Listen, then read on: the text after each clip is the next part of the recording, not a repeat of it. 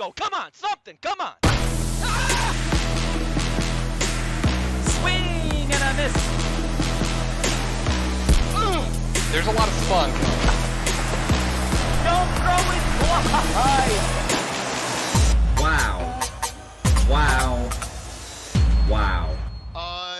Unbelievable.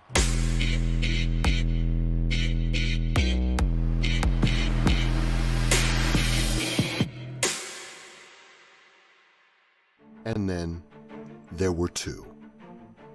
The cream of the crop. The best of the best. The top of the food chain. The glory, however, cannot be shared. Super Mega Baseball's ultimate prize is up for grabs as the world's most skilled players face off. Only one of these high-flying avians can lift the league's 10th trophy. The Mallards grapple with the Birdies. Welcome to the XBL World Series.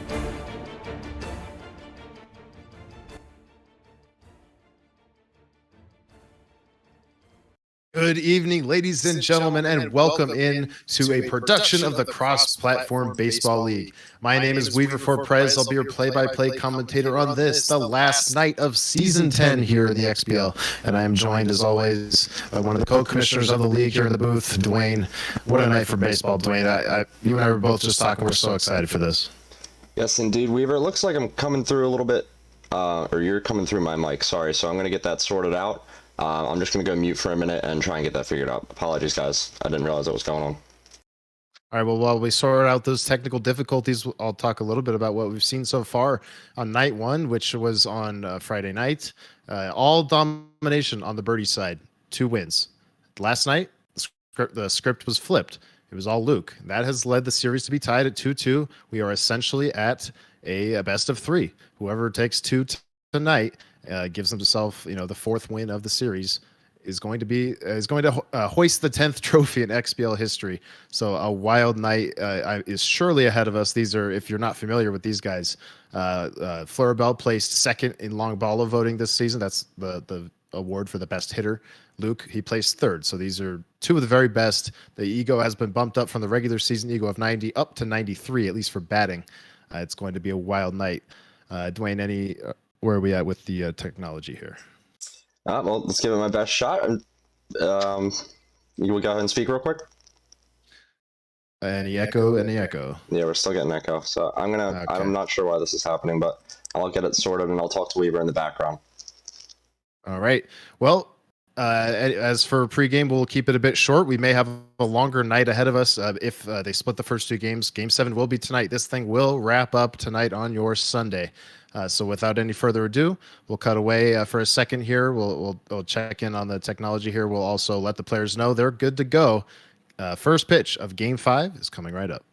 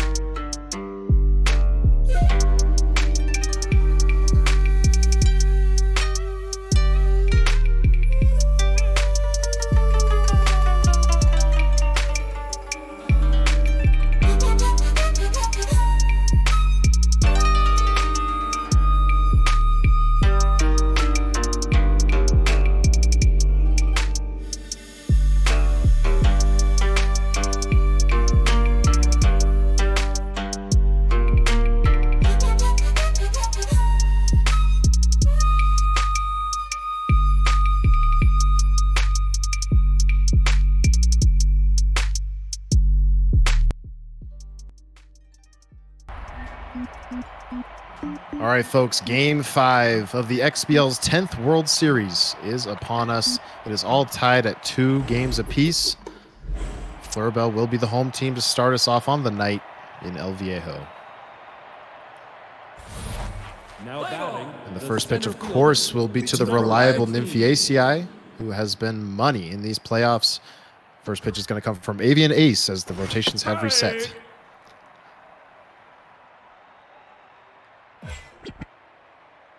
First pitch was in there. Second is also in there via the swing. Probably would have been called anyway. So with 2 strikes, Fleur methodically going to try and place this fastball, but Nfiaci rips it up the middle. All that speed is aboard. That's always Luke's plan here with that hitter. Now batting, the left fielder. That'll bring up Affleck. 14. Hitting just 250 since the beginning of the semifinals, but turned it on last night. Had a few extra base hits.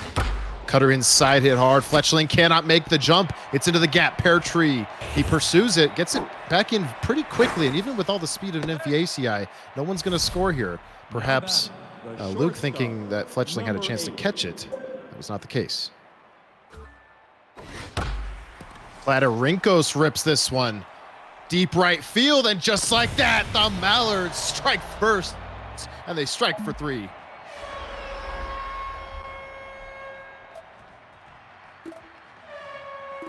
A bomb off the bat of Platarinkos. It only takes 3 batters for this game to have 3 runs. Pass ball there for ball 1. It's Smuel Bellis.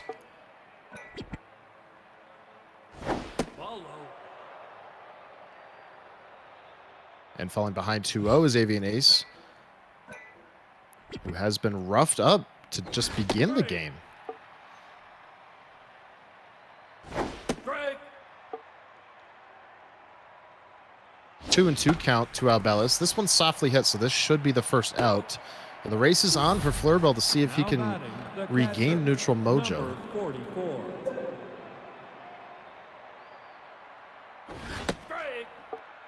Strike 1 outside. This is Gwendolyn Gadwall, the catcher. Sees a curveball that was pretty well placed up and in, so it's no problem for Pear Tree on a fly, and there's 2 down. Now batting, the right fielder, Chance Lauderberry. Chance Lauderberry, 4 home runs in this postseason. Most, if not all of them, I believe, coming in that Ashnod series, a best of 7 that Luke was the victor in. Hanging curveball. Lofted left field. And that'll end the inning, but Platarinkos gives the Mallards the lead early on a 3-run homer. Now batting, the left fielder, number 34. So looking to regain some momentum as Flurrabell hits that first pitch pretty darn hard. It's right over to Affleck. Bidding for that gap. That's always the plan here. Number 27. It's Callie Butterman getting the Game 5 start. Ripped up the middle. There's a nice hit from Flurrabell. Platarinkos stares him down. It'll be Bach Bagok now. This lineup stacked with some lefties here in anticipation of the righty starter.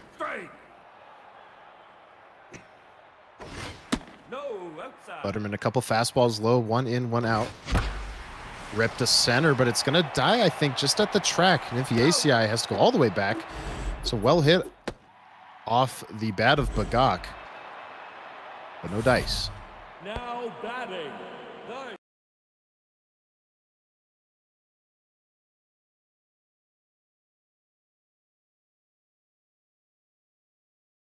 and adds another. It's a 1-run game. These 2 launching early. Birdie Chirpington, the S-tier player, if I'm not mistaken, on this team, certainly the star, rips that one into right field. And this game has 5 runs through the first few outs here. third baseman, number 29. Now Hooter Hoot, left-handed hitting third baseman. He rips that one, but that one is right at Peckinsale. That'll end the inning. Both teams hit multi-run homers. Luke's worth just 1 run more, but it's a 1-run game into the second.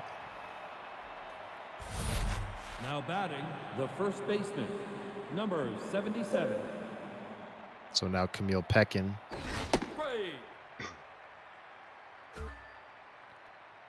Strike. Takes strike 2 there.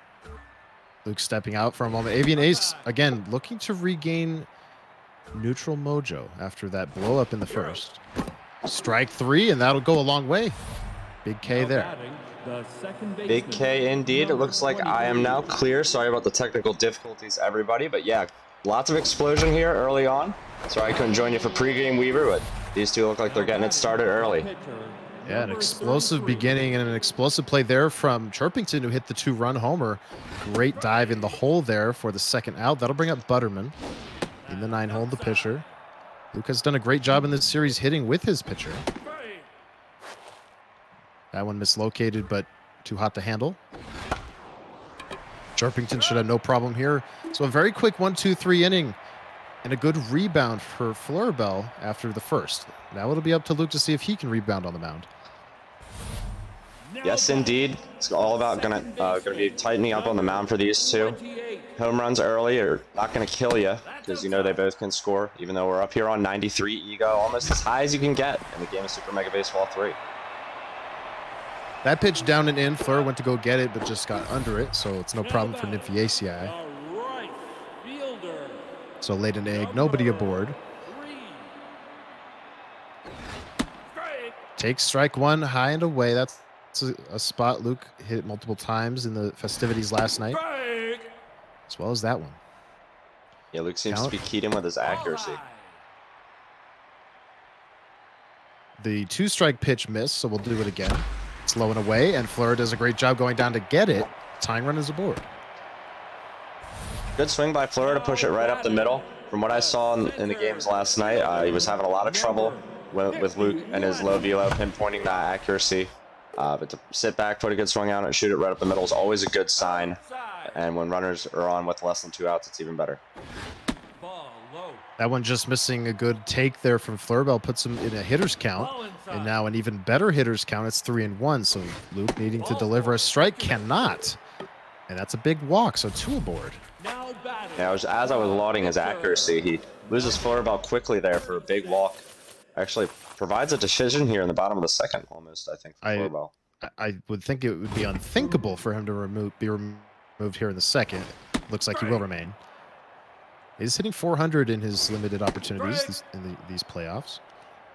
Pretty good speed on both bases. Almost a 3-pitch K there, but a good take.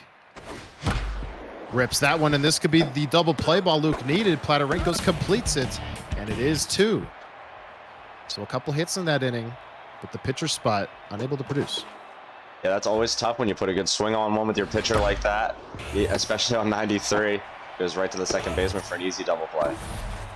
First pitch of Luke's offensive inning here into the glove on a few hops to Hooter Hoot, so that was an easy play. Now it's Angie Affleck. Had the double, looking for another extra base hit here, but should be no problem for chicken dinner. Getting the start in left with the righty on the mound, allowing Fletchling to play second. Now Platarinkos, who had the 3-run homer and is up to 20 RBIs since the beginning of the semis. That's an absolute insane number in a playoff session. You know what I mean? That's 20 RBIs. That's unheard of. That's 20 RBIs in 11 games. Or I'm sorry, 11 and 1 inning worth of games. So yeah, just racking them up is Platarinkos. He ripped that one into the glove of an infielder, so that'll end the inning. Another 1-2-3 for Flurrabell. Now back to Butterman here. But Butterman got the start. Yeah. I was going to say, both these players seem to be hitting the ball a lot harder. I saw the score lines last night were a lot greater as Flurrabell grounds went hard to short there. The first couple games on 93, maybe there was some first, World Series jitters for these two. They look like they've settled in nicely into the series. That one is ripped up the middle, a 1-out knock. There's been no shortage of singles for Flurrabell, and it's reflected in the score. It's only a 1-run game. But the run conversion coming on the 2-run blast from Chirpington. Bagok, he's going to put that one in the hole. Platarinkos should have a play because Bagok is the catcher and he runs slow. Excellent play there for out number 2, but here's Chirpington. Now look at that 538 average in the playoffs. 6 homers as well. This is definitely the definition of a cleanup hitter. Yeah, stud-like performance so far. And is in a good count now, an even better count. If you're Luke, you got to think about just putting her on. But it's strike 1. That one ripped into center field on a hop to Nymphiaceae. Throw is coming home. No advancement. They're at the corners. That was scalded. Yeah, can't hit one much harder than that. Absolutely. Knocking the snot out of it right into center field. 99 power as well. Just needed to get under it. Hit hard center field. That'll tie the game. Runners all move up 90 feet. It is 3-3. Brand new game, granted early. Oh, wow, what a start. Second baseman. Yeah, and a series locked at 2-2. This is exactly what you want to see. You know, as a viewer, if you're on the mound or in the box, though, a 3-3 game this early, as you're thinking where it might go. Callie Butterman only lasted 4 innings, surrendered 6 runs in game number 2. A far cry from her similarly attributed counterpart, which is, of course, Candace Lauderberry, who's been a hero for the Mallards in this series. So far, 3 runs surrendered by both teams. The long ball getting them started. That one was a string of singles. And we're in the top of the 4th. Looks like we're already seeing a switch here. 14. With the owner of a Yeah, Woodsy Owl Woodsy coming Owl into the game. coming in, yeah. Strike 1 to Albellis, hitting .423. Gonna get aboard here on a bit of a blooper. Bounces in front of Pear Tree, who picks it up and fires it back in. Leadoff runner has reached. They're short-ordered hits for either team in these early innings. They just keep getting runners at first base with, you know, less than 2 outs. Good speed. That one hit hard by Luce. Gonna get over the glove of Chirpington. Yeah. Just that quickly, 2 on. Back-to-back singles. These guys making 93 batting ego look silly. We definitely saw them. We've seen them in controlled by the ego a couple times, but here tonight in Game 5 so far, it's been no problem for either player. Quickly 2 strikes on Lauderberry. Fastball swung on and missed. 100 miles an hour. Didn't quite get the low and away location that Flurrabell wanted, but just the right pitch selection. Yeah, it was good selection. The fastball just attacking Luke right there. Sometimes that's how you got to go at it, especially with one of the hitters that is considered a dot hitter.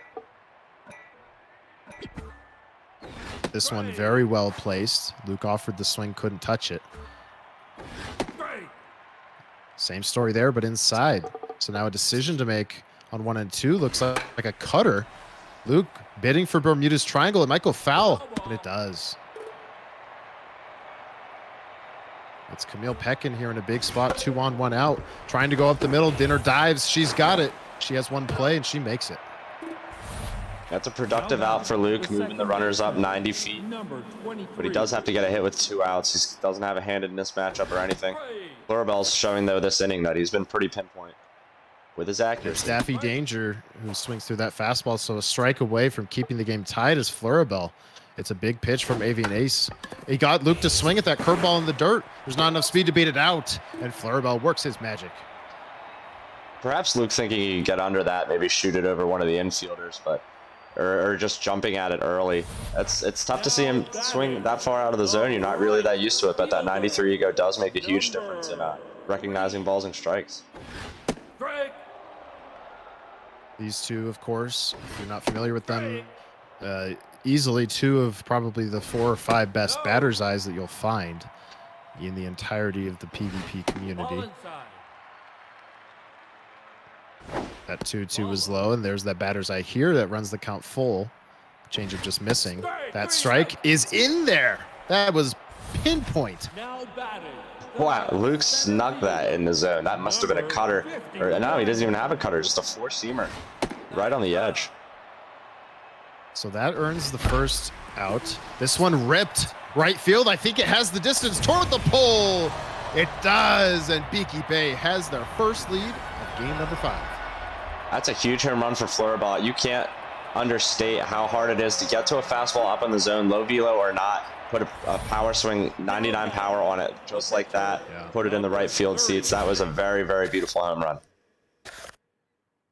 And now the decision has to be made for Avian Ace. He's completed 4 innings. Broodmother is a filthy bat available.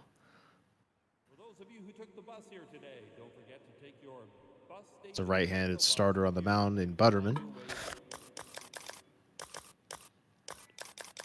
Looks like Flurrabell considering the handedness of the future batters in the other lineup. Yeah, leave him in to go after the top of the order again. So Avian Ace remains. Looking to get something started in front of Chicken Dinner.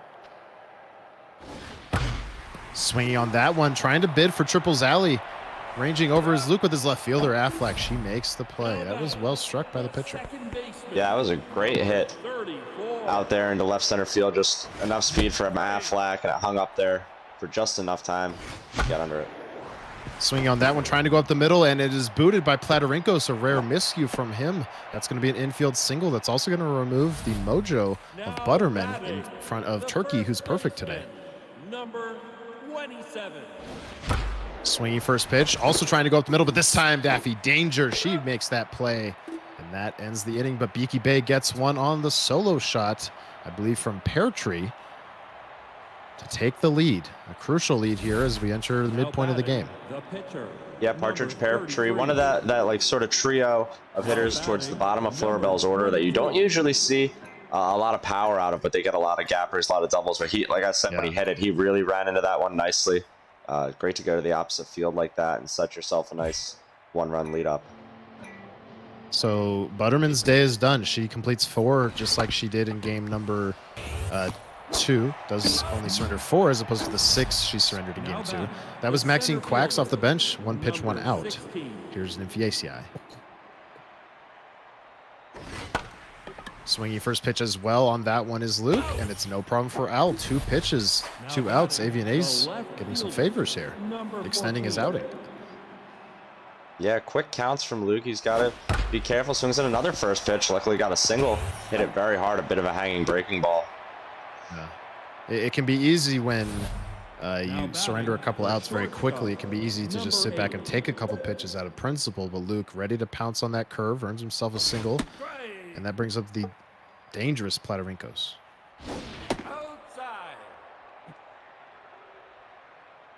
Fastball misses, so the count now in favor of Platarinkos. The velocity and the accuracy starting to come down a bit on Avianese. Count is going to swing 3-1. Would Luke send the runner here? Instead he ripped it. Is it down in front of Al? It is. So back-to-back 2-out singles. Who's up now? Albellis. Yeah, power versus lefties is engaged. Albellis has had herself a pretty good playoffs, as you see with that 434 average. In the first 2 games I was able to witness the other night, she was able to get on a few times. Penguin is into the game. The day is done for Avianese, 4 2/3. Flurrabell sensing the danger here with all the speed on base, the power at the plate, removes the trait, and is ahead 1-2. It's going to be a fork ball here. And gets a swing. It hits the dirt, so Bagat completes the strikeout.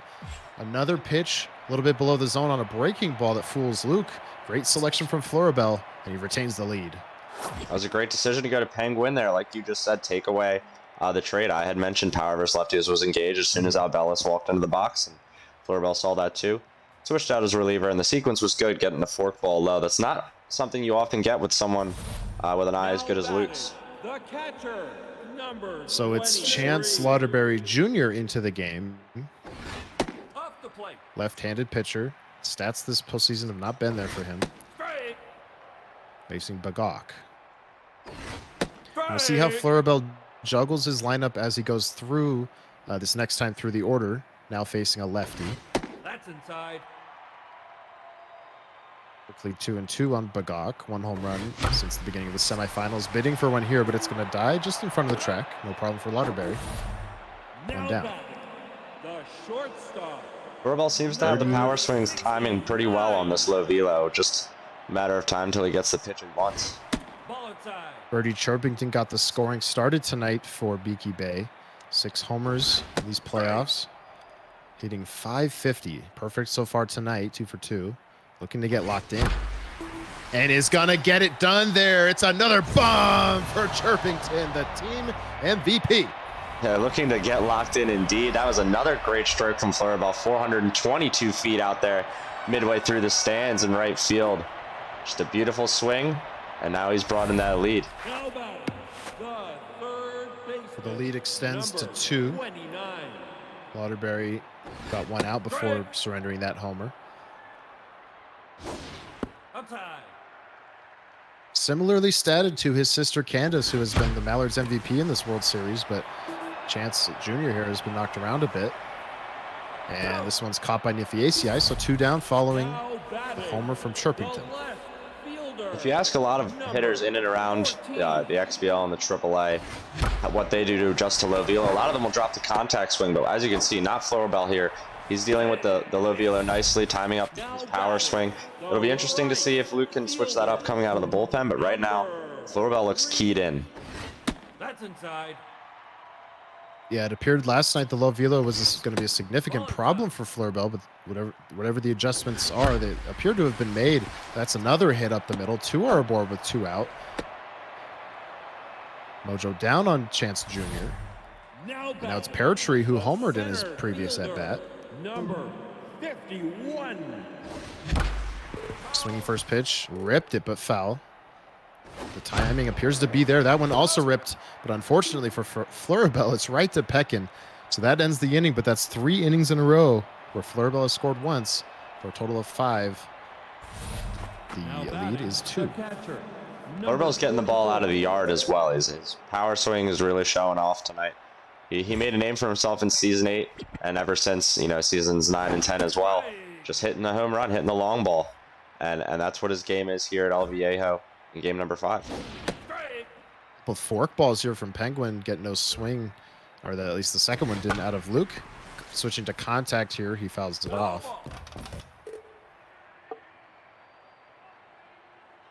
The 2-seamer from Penguin gets a swing out of the zone again from Luke. Firing it is Chirpington, 1 down. Now batting, the right fielder. You get so accustomed, Dwayne, doing these playoffs, you get so accustomed to seeing Luke never swing out of the zone. It can be a little surprising when he does. Yeah, absolutely. Tonight, Flurrabell's been doing a great job of using sequencing to just get him moving just that hair out of the zone, just biting, you know, with 2 strikes and different situations with runners on. It's been nice job by Flurrabell on the mound to keep getting strikeouts. So we just saw right there. A huge strikeout there. Perfectly placed fastball. Luke very late on it for the second out. That'll bring up Peckin, who swings first pitch. Left side. That one will get through. So Peckin aboard with 2 outs. Tying run to the plate. I believe it's Gadwall. No, danger. My mistake. Power versus righties engaged. 23. That's the type of hit you want. You want to do something after if you're Luke. You know, just a chopper that sneaks under the glove of the shortstop on a low ball. That's a gift. Taking that one. So that puts the count in favor of Daffy Danger. You can see that looping breaking pitch in there for the second strike. Full count. So the runner will get a head start, assuming Luke does send him indeed. A big pitch coming up to Daffy Danger. It's wild, and it's put up the middle. The runner was going, and it's into the gap, so he'll have plenty of time to score, I presume. Peartree just now getting to it, and we're back to a 1-run game. There you go. There goes Luke, able to do something with that. Nice job, nice swing, jumping on that fastball high that just made its way there after the red pitch. You have to capitalize with 2 outs after you get a little bit of a gift like I just said before. Now batting, Vance Lauderberry Jr. is lifted for Katarina Krombicki something. I can't begin to pronounce that last name. Ripping it, right field, hangs up for Egg. So that ends the inning. Mallards get 1 back. Yeah, not sure I've ever seen that player before off Luke's bench. Came out firing, though, hit it hard into right field for the 3rd out. There's a good shot of potential Game 6 starter Lacey Blevins lurking in the bullpen, or could be Candace Lauderberry. But right now, it's Axe Muckduck. Bit of a velo refresh here. This is more than Fleur seen in quite a few innings, I think. Yeah, Luke ran his low velo pretty much exclusively in games 3 and 4, and then into the meat of game 5 here. So this is going to be a big switch up indeed. We'll see how he adjusts. You know, it seems to be that players adjust a bit faster to the high velo than they do to the low velo at times. So if he's able to jump on a few, we might see him moving out of the park as well. It's Booby Birdbrain, the pinch hitter. So that ends the day for Penguin. We're in the bottom of the 6th. It's Game 5 of the World Series. It's a best of 7. We're at El Viejo. Ripping it right field towards the corner. Lauderberry, he's got it. 1 down. Batting, the second baseman, number 34. Empty seats here at Viejo, but no shortage of energy among the Birdies faithful, I'm sure. The biggest games of both of these players' career. one to dinner. That swung through 100 miles an hour. Another fastball. Gonna get a swing down and in, and a good job from Fleur to poke it, find some grass, and reach base in front of Stuffed Turkey. That's a nice swing adjustment from Flurrabell. He's seeing a lot of high velo fastballs. We saw him late on the very first one that came out of Axe Muck Duck's hand, and then hit one to right to make the first out, and then he's adjusted after seeing a couple more. Got around early on one, pushed it into left field for a big hit. We'll see if he can build on it. 2-0 is fouled off. Luke trying to battle back into the count, but he's falling behind. It's 3-1. Average speed over there at first. Now that speed is on second as 2 are aboard. That's a walk. Here's Bagok and Chirpington looming. Yeah, these are not the type of players you want to be setting the table for, so Luke has to be very careful. That one is about a foot foul. Very, very lucky there. Yeah, almost spelling disaster for Muck Duck. Instead, it's strike 1. There's strike 2. Rips that one right center field into the gap. No one's going to catch it. Is it gone? No, it's off the wall. Fleur got a bit of a late start, but he will score at least one. Throw is going into third. Oh, it's cut off. They have him caught up. There's nowhere for her to go, and he gets it out of it. Bizarre play. Yeah, Flurrabell thinking maybe he was going to be out there, but he looked safe all the way. Should have just let Roost take the slide.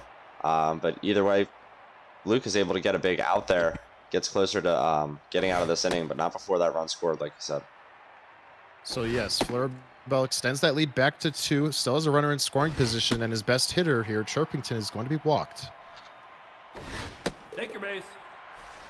First base open. Seems like a no-brainer there.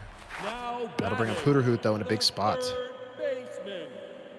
Yeah, lefty on lefty here, too. It's a lefty on lefty matchup. Muck Duck is rather tense here. 19 pitches thrown.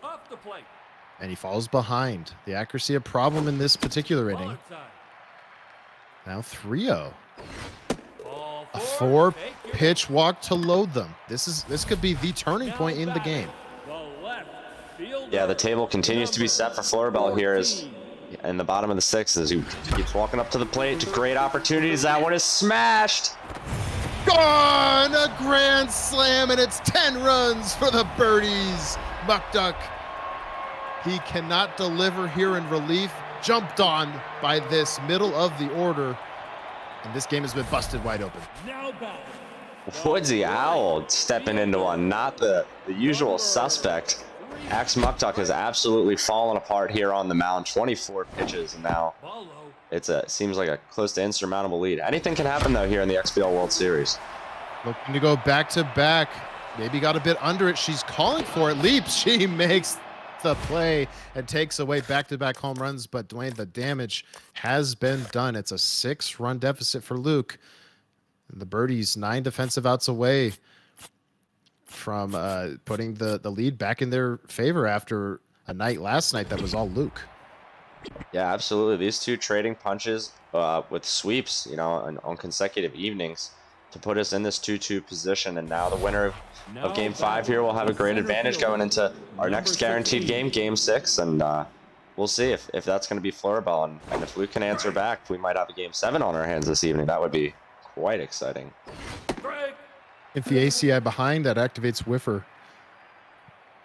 Clucker fresh into the game. Going to get it up the middle. Chirpington going to leave her feet, and that makes it dangerous for the ACI. She's safe.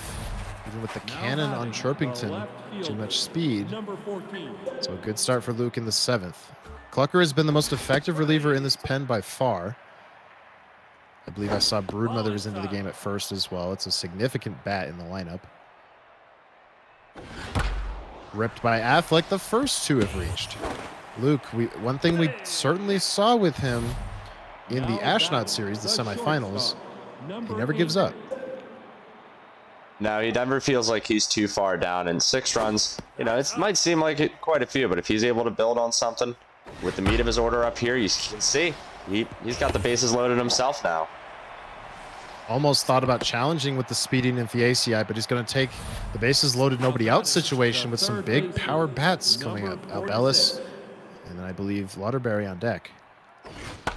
Swinging first pitch. This could be 2. Huge for Flurrabell. Chirpington has to complete it. She does. The run does come in, so not a total loss for Luke, but that is a huge momentum swing for Flurrabell. Yeah, I'm sure Fleur is happy to trade a run for 2 outs there. Luke keeping it going though. Strokes one to the down the line. It looks like extra bases. That is going to salvage this inning somewhat. That's going to end up being a single. Not a lot of speed on the hitter. Now batting. That's going to bring up Flurrabell here in the 6 hole. It's 10-6 now. So a good response from Luke after a disaster inning. He just keeps on hitting here. The double play ball, really the black eye on this inning for Luke. Now batting. Yeah, he's had a nice consecutive string of hits here. Double play is definitely a black eye on the inning. That's a good way to put it. But we can see him clawing back. There's still time. A rare shaky inning here for Clucker. Only 2 runs in, but now a 3-1 or 3-0 count swinging is Luke. He's early. Just missed that pitch. It looks like that could have been the one. He's going to take a walk instead. So the bases are loaded Now once batting, again for the Daffy second Danger. baseman, number 23. As the tying run here. Had a bases loaded situation earlier in this inning, couldn't cash in on it, but has kept the inning alive for this. That curve just misses. Clucker now behind in the count, 2-1. Gonna have to deliver to Luke here. Pecking lots of power. Hits it the other way. Chirpington backhand, strong throw, and that will end the inning. So that second bases loaded threat is neutralized, but the Mallards do respond for 2 runs. The deficit for them is 4, and it's 6 defensive outs remaining for Flurrabell. It was a tense couple of moments there in that inning. If you're a Mallards fan, for sure. I thought we might be trading grand slams, but Flurrabell does a nice job of putting the ball where he wants to get the outs. That one lands just in front of Affleck, so Muck Duck continuing to get hammered here. Now batting. But now decision time for Clucker. Flurrabell needs 6 outs to put the game away. He doesn't even really hesitate about it. Clucker is lifted. That means we'll probably see Finger Licking Good, the K-Man. Not running there was Flurrabell. It's Cassowary, hitless so far in his pinch hit opportunities, and this could be a double play. Danger, Platarinkos, no problem for them. 2 outs in the 7th. Top of the order coming up. Woes continue for Cassowary.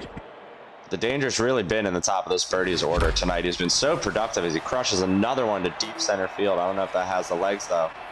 Yeah, he just got under that, so Nymphiaceae corrals it. And that'll give way to Finger Licking Good. I believe Muck Duck will be lifted here in front of Nymphiaceae. Final couple innings here, folks. It's getting good. Pitcher, number 00. And they've put up 29 hits here altogether Number 10. through 7 innings on 93 ego. What a pair these two are. Battle of the Birds has delivered through these first 5 games. Can't wait to see how it finishes. Sir John Duckworth is in off the bench to face Finger Licking Good. Hits that one hard but foul. We'll see what gives the 2 strikes. He's going to try that screwball that tails inside. Does get a swing. He spoils a good pitch. 1-2 is a fastball. Gets a swing as well, but he got under it, and he lost it to Pear Tree. 1 down. Now batting, the center fielder. This is where Luke needs to start getting runners on base. Top of his order where the speed is. Set the table for players like Platarinkos, like Shamil Pekin, where the power is. Nymphiaceae stares at that screwball. The count is even now. Flurrabell being very methodical against this great hitter. Looking to get that second strike and activate the K-Man trait. That's what will happen here. It also activates Whiffer. So this count definitely swinging in Fleur's favor. But has Nymphiaceae earned another hit? No, robbed by Chirpington, the superstar. Great fielding, great timing. What a play from Flurrabell. That could be huge going down the road in the rest of this ball game. Yeah, here at the tail end of the game, every out crucial when you're protecting a lead. Now it's Affleck with no one aboard. She's gotten that average up to something respectable. And now going down the line and past the glove of the diving third baseman. She has good speed, but she will not challenge. Flora gets it in quickly. Mojo up for Affleck. Speaking of Mojo up, here is Platarinkos. Yeah, looking locked in at the plate.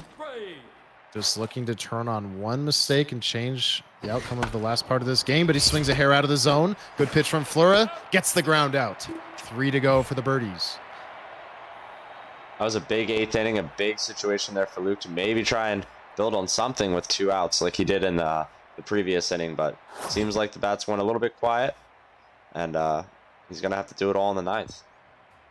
2, 3, and 4. That's Broodmother, Bagok, and Chirpington, the most imposing hitters in this lineup. Now batting, Looking the for first insurance. baseman, number The lead is 12. decent. It's 4, but like we've been alluding to, you can never be sure against either of these guys. No, you cannot. They both have the ability to really just jump on you and score runs in bunches, as we saw Flurrabell really do at the beginning of this game. Painting low and away there is Luke. Greta Rubbers into the game, and her job is simple. Find 2 more outs here and keep the deficit at 4. It's a dangerous pitch there to Bagok. Swung right through it.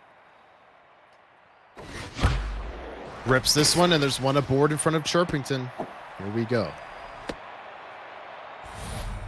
She's been perfect today. 2 home runs, a single, and an intentional walk. Number 69. Gonna be her 4th hit of the game, her 5th time on base. Chirpington keeps on moving.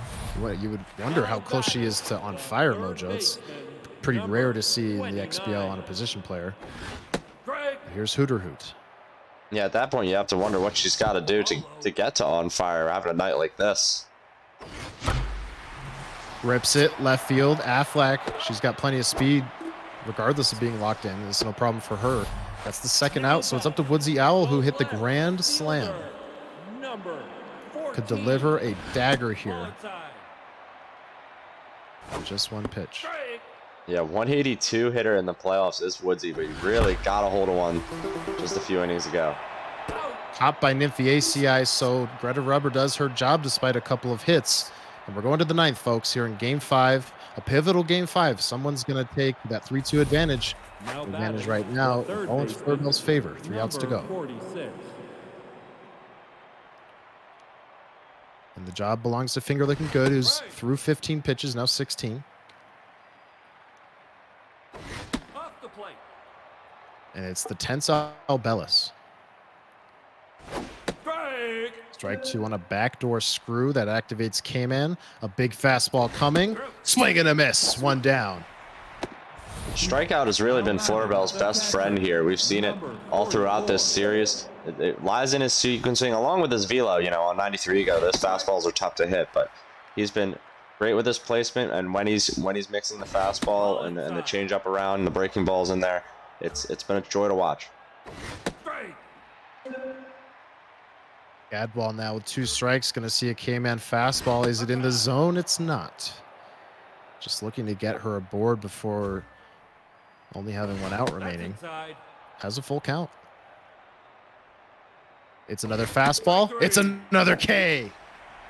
Finger Licking Good. Bringing the gas here. And all that stands between him and a long relief successful outing here is Waterbury. 2 quick strikes. That'll pump the velo up. Looking to go low and away. Well placed. The 0-2. In there. He strikes out the side in the 9th. And the birdies are up 3 games to 2. Going to Colonial. What a pitch to end it from Flurrabell. And yeah, like you said, striking out the side indeed. That was absolutely emphatic. What a showing. That was a huge game, I think, we saw from the birdies to just wake up the bats and get to business. Beaky Bay Birdies in their first World Series are a game away from their first title in the XBL, raising the 10th trophy. Luke gonna look to force that 7th game, and it's all gonna happen at Colonial, the final home game of the season for Luke Archer here coming up. We'll have that for you shortly. We're gonna switch perspectives, get Luke in here, and we'll be right back, folks. You do not want to miss this.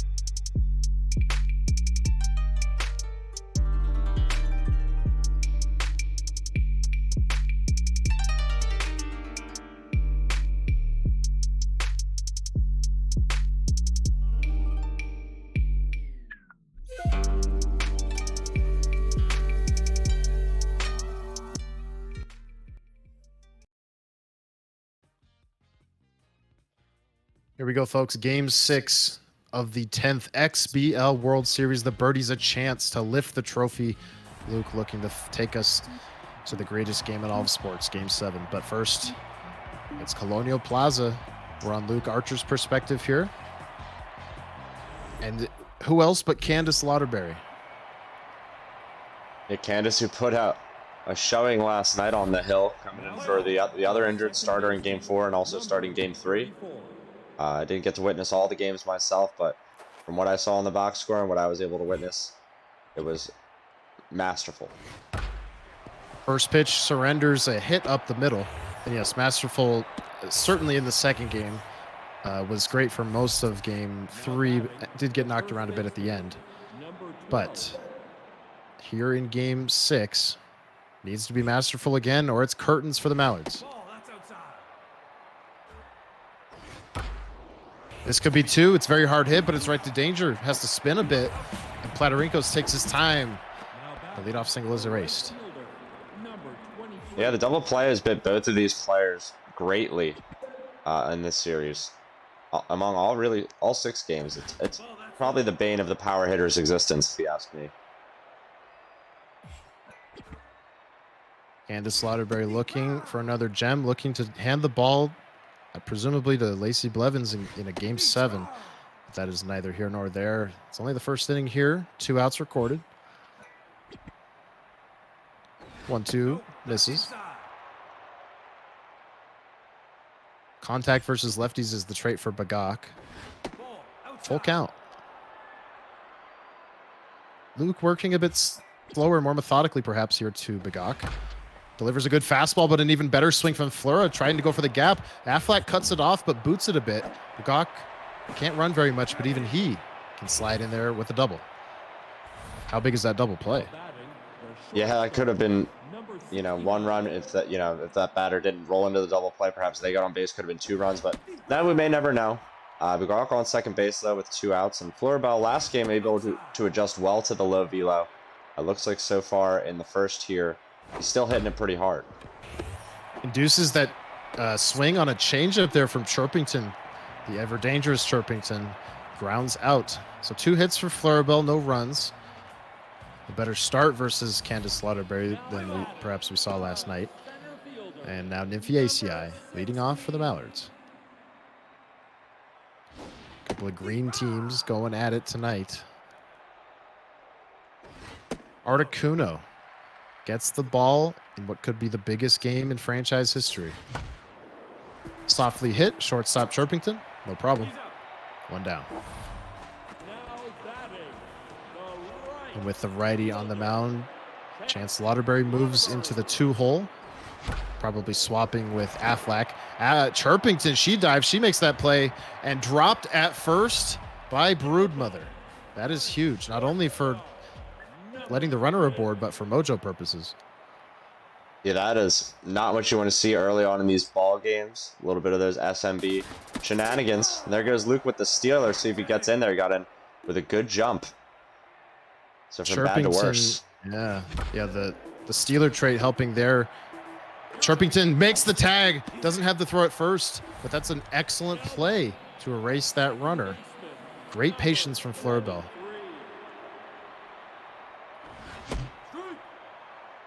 Daffy Danger now with 2 down. Runner still at first, granted not nearly as much speed as Lauderberry had.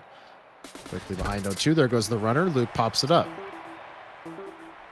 So the error does not bring anything to fruition, fortunately for Flurrabell.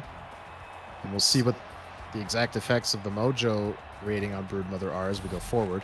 But in any case, 5, 6, and 7 due up for the birdies. Here's the man of the hour in the last game, Woodsy Owl. Stepped into a huge grand slam in the middle innings to really set the birdies ahead of the Mallards and put us in this 3-2 position in a game 6. Good curveball looped in there, gets strike number 2. And a bit of a stutter here on my feed here. It sounded like a ball. Looks like we're back. Yeah, Woodsy Owl only hitting 174. Looking for another homer here, and he's got it. It's deep to left field. It's off the top of that pen. And Beaky Bay leads first. I guess when Flurrabell came calling with the players who were ready to help him win a World Series tonight, here's Woodsy Owl heeding that call, ready to roll. I'm surprised as anybody to see him hitting the ball out of the park like this. Yeah, I was commenting on his batting average, very low, especially for a birdie hitter, but the grand slam in the last game and now getting the scoring started here. He is waking up at the right time. There's out number 1. Now batting the center fielder, number Partridge Peartree. Strike 1, good pitch, low and away. He had a home run in the previous game as well. 2 quick strikes on Peartree. Candace Lauderberry looking to rebound after the solo shot.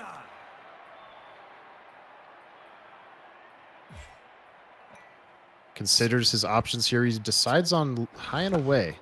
Gets a swing. Soft grounder, Platarinkos. 2 down. Yeah, that's a good out there. Produced by Luke. Got to bounce back after giving up the homer. Solo shot's not going to kill you for sure. But if you want to stay in this series, you just got to be confident in your location, confident in your pitchers. But don't be too shy to go to the bullpen if you need to, especially in this situation. With the lefty on the mound, Cassowary gets the start behind the plate. That moves Bagok to the outfield. Swinging, softly hit. Danger. Ranges over a bit. She's got it. That ends the inning, but not before the Beaky Bay Birdies strike first on the home run to left field. Scoring first in these games is absolutely huge. You need the confidence booster. Any sort of a role you can get yourself going on is definitely big. Let's see what Flurrabell can do on the mound now with really the pitcher you would consider as true ace in Articuno. Gives up a hit here. Good power swing up and in from Luke. So the first batter has reached here. That's the first hit of the game for Luke Archer. Brings up Angie Affleck, who has been moved into that 6th spot. She has been producing much better lately. Flurrabell going to play double play depth.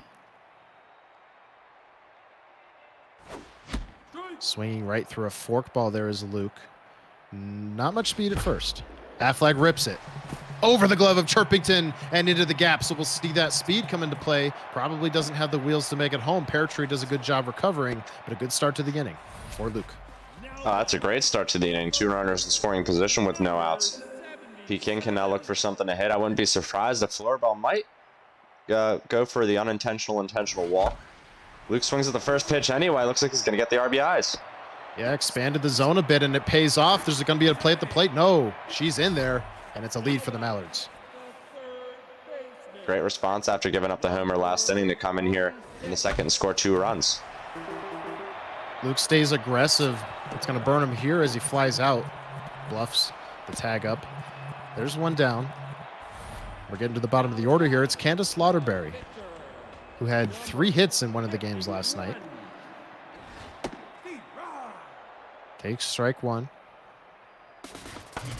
It's a hit and run. It moves the shortstop, but she still has the time. She has the time to complete a double play.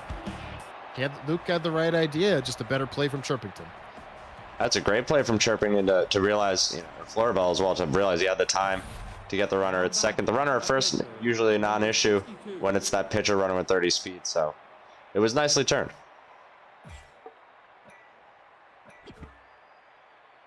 Now Articuno, who induced that ground ball, escaped the inning. She gets an at-bat. Pops it up. Right center field, mile high. Center fielder makes the catch.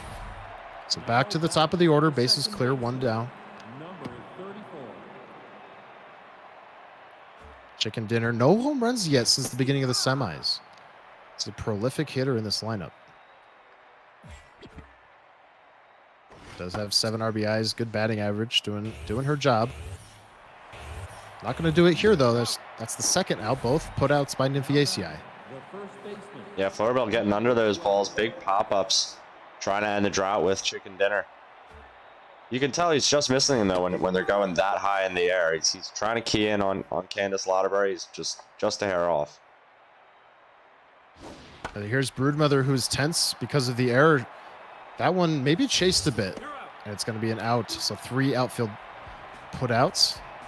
Ends the third. It's a shutdown inning for Milwaukee. Luke Archer leads by 1. Top of the order for the Mallards. The speedy Nymphiaceae takes strike 1. We've seen a few more fork balls here out of the hand of Articuno.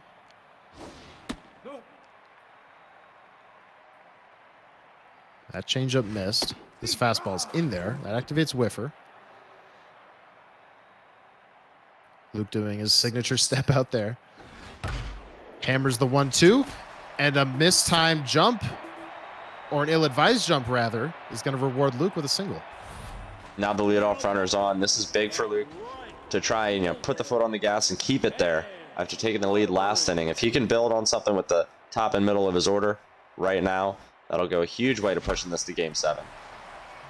Trying to dump this into left center, but the speedy Pear Tree tracks it down.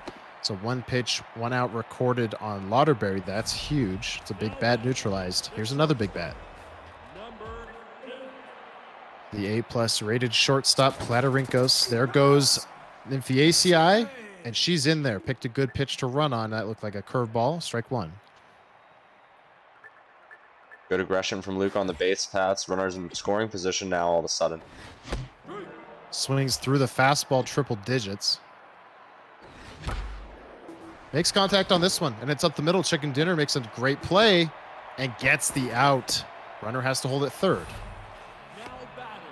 I thought that had the legs to be a single, but amazing play. Great middle infield defense so far in this series from Flurrabell and Chicken Dinner. Huge to get the out there, keep the runner just at third base. So now Daffy Danger has to be the one to convert the runner, but she's not going to be able to. Chirpington on to Broodmother. She hangs on to that one. Flurrabell escapes. So a couple scoreless frames traded between these 2 feisty competitors. It's 2-1 here at Colonial Plaza. 3, 4, and 5 due up for Beaky Bay. Bagok rips it. Left field. There's a short wall out there. It's gone. It hits that bullpen, and we're tied. Oh, that short wall. It can be tough. Luke made a good jump, good effort. Perhaps if he was just a few feet to his right, he might have challenged it a little better, but you never know. Great job by Flurrabell to step into one. First pitch of the inning. Doc wastes no time getting to Candace Lauderberry here in this particular inning. That brings up Chirpington.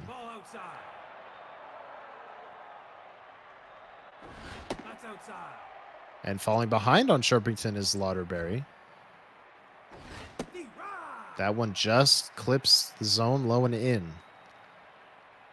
The 2-1, a fastball. That's a strike. So a huge pitch coming up to Chirpington, the most dangerous hitter in this lineup. The 2-2, hammered up the middle. And there's 1 on, no outs. Luke cannot seem to keep Sharpington on the base paths or off the base paths, and you can see the frustration there. I think running that meter up. And she's got a lot of speed. Neither of these players steal a whole lot. If there was a time, it would probably be here. And sensing that is Luke. It's Woodsy Owl. There goes the runner. It's a hit and run, and it's successful. It dumps in front of Affleck, but because it's to the left fielder, Chirpington cannot advance. 2 on, nobody out. Threat certainly brewing here for Beaky Bay. Everything good that happened to Flurrabell in the Game 5 seemed to occur after 2 runners got on, but this time, that's going to be a 4-6-3 double play. Yeah, aggressive on the first pitch, and it doesn't pay off. That's a ground ball double play. There's still a runner at third. If Flurrabell can untie the game, it would come that way. Quickly 2-0 on Pear Tree, though. Couple home runs in these playoffs. 2-1 just misses, so the count swinging wide in Flura's favor. Luke, rather, thinks about who's on deck. And I don't think that was intentional, but he was certainly being overly careful, I think. That's going to be a walk. Brings up Cassowary. He just needs to produce an out here on the 8-hole hitter, so if I'm Luke, I'm going right after him. Just don't make a mistake pitch over the middle of the plate. That 2-seamer clips the zone, so the count in favor of Lauderberry gets some to roll in the changeup, and no dive attempt from Albellis, so that will give Beaky Bay the lead. Affleck fires to third, no advancement, no extra advancement there, but a clutch hit. The first of the playoffs for Cassowary. Yeah, I mean, you want to play aggressive against the 8-hole hitter who's does not have a hit in the playoffs, but great job from Flurrabell there to just knuckle up and get one down the line. I'm a bit surprised we didn't see a dive from Albellis. Granted, the speed on Cassowary is middling. It's not bad. So I think he probably would have beaten it out. In any case, Articuno is going to take strike 3. But a 2-run inning for Beaky Bay gives them their first lead of this game since the second inning.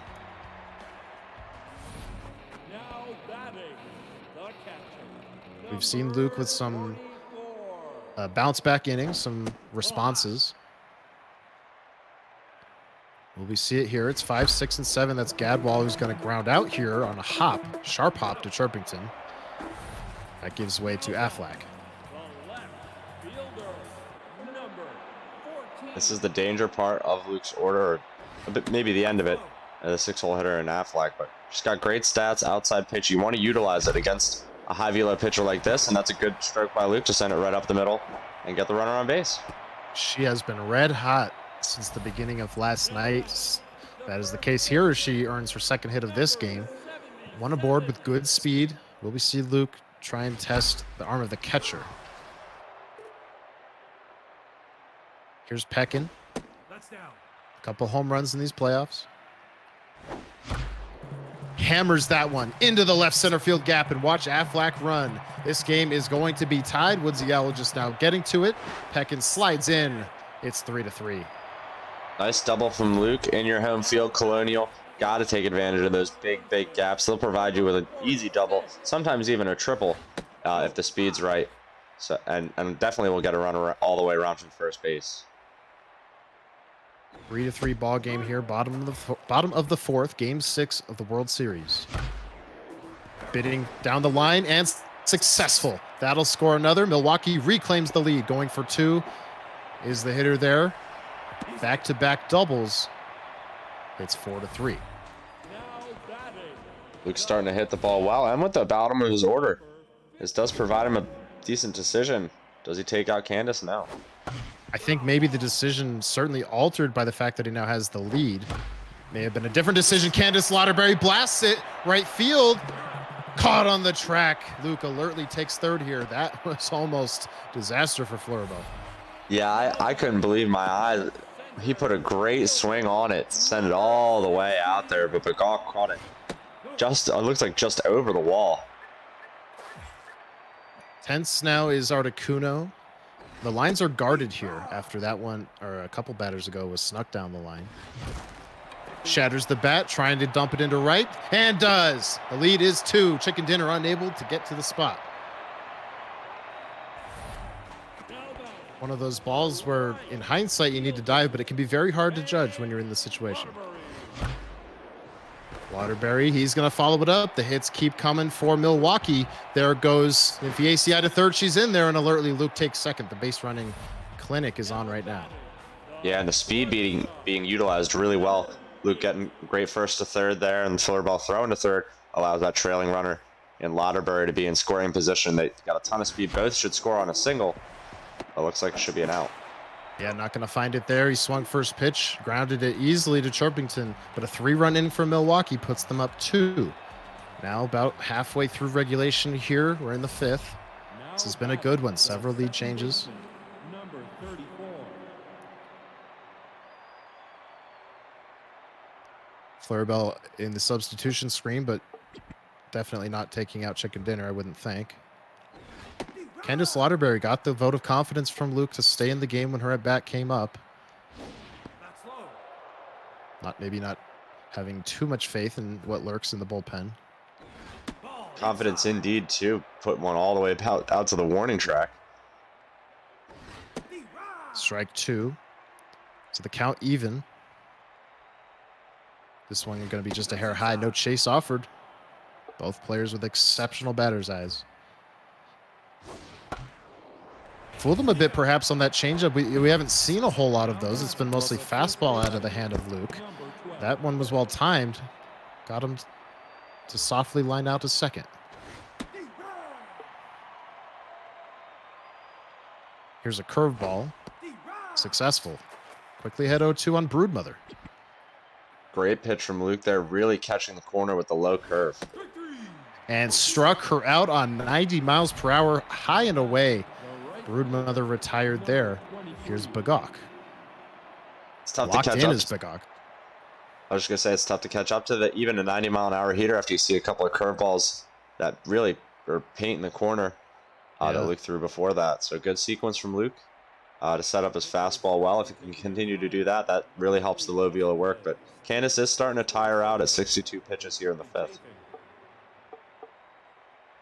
Bagok has a home run in this game. He's locked in.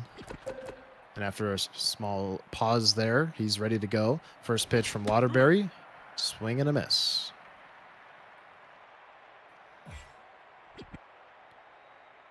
The 0-1 is in there. So 2 quick strikes. She's been pumping the strikes in this particular inning. Bagok needs another moment before the 0-2. Yeah, unsure why, maybe. Swing on the curveball, it's foul. This one going to catch a bit more zone. Bagok hammers it, earns himself a single. He's on for the 3rd time. All the contemplation paying off for Bagok. Just hitting one nice and strong up the middle. Now he's locked in, or continuing to stay locked in. Sets up Birdie Chirpington with a big opportunity. Could tie it in one swing of the bat. 2 quick strikes. Luke working a bit faster in this at-bat than previously. That changeup hammered, but into the dirt. So Platarinkos makes the play. Faces 4 batters, surrenders a hit, does Luke. But it's a scoreless inning, a shutdown inning. He goes back to work with his bats. It'll be interesting to see if we do get to Lauderbury's spot in this order in the 5th. If he contemplates switching her out. Her pitch count, like I said, was in the mid-60s, now approaching at least 70. Yeah, not nearly as economical as she was in her outings last night. Hammered foul.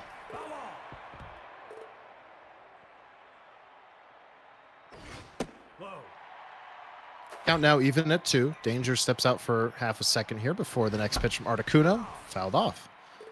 Speaking of pitch counts, starting to factor for Articuno. Popped up, right field. 1 away. There's some more soft contact off the bat of Luke. We saw a lot of that in the previous game. A little less of that in this one. He's been locking in on the ball pretty good, like you see there, shooting one right up the middle for a 1-out single. But Flurrabell's done well when he can get in the location, get Luke to chase a few out of the zone. Yeah, put a pretty good swing on that one. Only 60 power, but well placed up the middle. So now Angie Affleck, she pops up the first pitch. Faking or bluffing a tag up there is Luke. Obviously not going to go. But that's a dangerous hitter, a hot hitter who is now retired. And that brings up Peckin, who has been good tonight as well. Not much speed on it first. 2 quick strikes. Does Fleur go right back there? He does. It was a hit and run attempt. Luke swung, and he missed. A big strike out there from Flurrabell. Yeah, perhaps a little preoccupied hitting the steal button. That can happen sometimes when that fastball is coming on you 98 miles per hour. So unable to put a big swing on it. This is the locked-in Woodsy Owl at the plate now. This changeup gonna grace the zone a bit too much, and it's a 1-run game on a bomb from Woodsy Owl. He is the man of this series now. 3 homers tonight. I can't believe it. Yeah, Chirpington, who? Woodsy Owl looks like a stud right now. And that makes it 5-4. Got a ball game here, folks. It's the top of the 6th. How much longer is the leash for Candace Lauderberry? That is the question.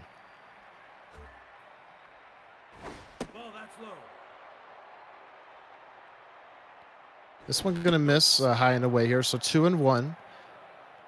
The velo coming down, yes, but the accuracy as well. When you lose that on a pitch like this, that's when things can go haywire.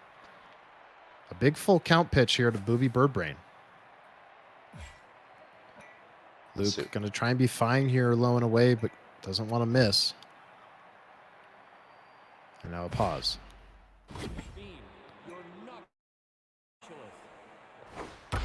In the zone, hammered, foul. So we'll do it again. Another fastball coming, high and away. Birdbrain hammers it. Lauderberry has to race. Track. He's got it. 1 down. Yeah, if you don't have good speed on Chance Lauderberry out there and right, that could be down for extra bases for sure. So good jump on it. Good out for Luke. Now Partridge Pear Tree. Center fielder. One of the speedier runners in this lineup, if not the speediest. Sharpington would be close. The 0-2, a fastball, hammered. Daffy Danger has to leap, and she's got it. She climbs the ladder. That had a double or a triple written all over it. That was a late jump, too, from Daffy Danger. Just stuck the glove right up there and snatched it out of the air. Swinging through the first pitch is Cassawary. Earned his first hit of the playoffs in his previous at-bat. And it was an RBI hit down the line. Quickly 0-2. Going with a power pitch here is Luke.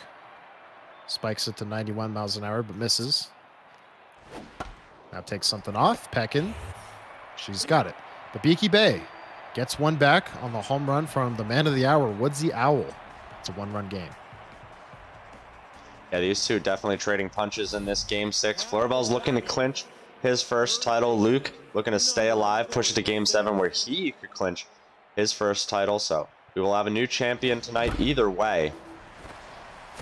First pitch of this 6th is money for Luke Archer. It's into the gap, and it rolls slowly. Not a very fast runner, so it's going to be a double. That's a big start for Milwaukee, looking to expand that lead. And the day has got to be done for Lauderberry, I would think. 85 pitches. This has to be the moment where Luke really bets on his bench here and trusts his bullpen. He looks over his bullpen and decides no. He wants her in. The pitch stays high.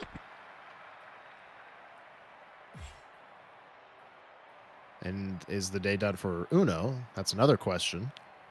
Perhaps accuracy starting to slip. Yeah, we've Definitely seen tense. We've seen quick hooks for the birdie starters. A little bit longer of an outing here for Uno. Now pitching, number 0. And it will be Clucker. Has been excellent in the playoffs, did get knocked around in the previous game. And here's Candace Lauderberry earning that vote of confidence. It's a double, back-to-back doubles, and Milwaukee restores the lead to 2. After that last at-bat where she put it about a foot in front of the wall where Bogalk had to reach up and catch it, she follows it up with an actual double here in the gap. That is amazing. Number 29. Looks like there was a defensive sub there. Hooter Hoot, I believe, is into the game. There's first out. Does move Lauderberry over to third. Speaking of Lauderberry, her father now steps into the plate. Guard lines is the defensive alignment. Makes no difference here. It's 7-4. Yeah, Chance Lauderberry seeing guard lines and decides to just square it up, send it up the middle. got around on the breaking ball well. Puts himself on first with less than 2 outs. There goes the stealer. I was just going to mention it. In there successfully is Lauderberry. So 1 down, runner in scoring position for Platarinkos, looking for his 21st RBI or more.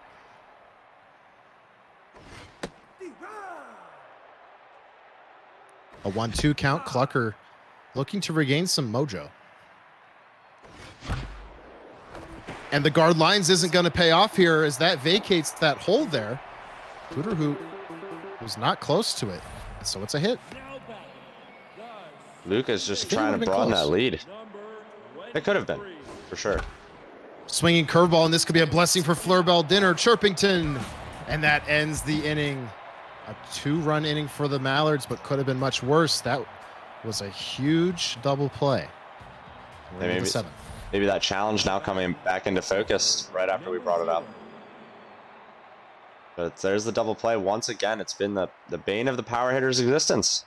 I said it earlier on. It's so hard to avoid. When you're trying to get under the baseball once in a while, you just really get the top spin on it, roll right over. Ripped into the gap. Flurrabell looking to respond, but caught by Lauderberry.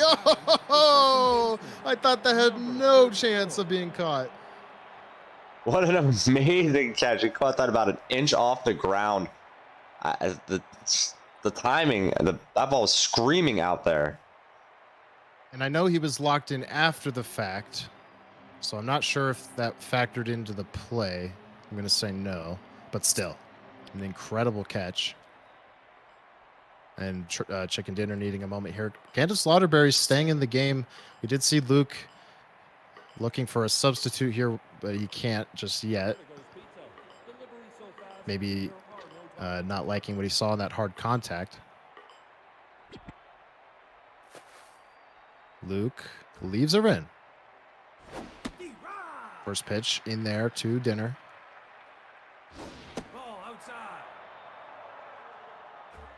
The attributes really just not there for Lauderberry, but the success still coming, and the lead definitely playing a factor, or being a factor in the decision making. Peck in, she dives, she can't make the play, it's down the line. Lauderberry, all of that speed, he cuts it off, holds it to a single.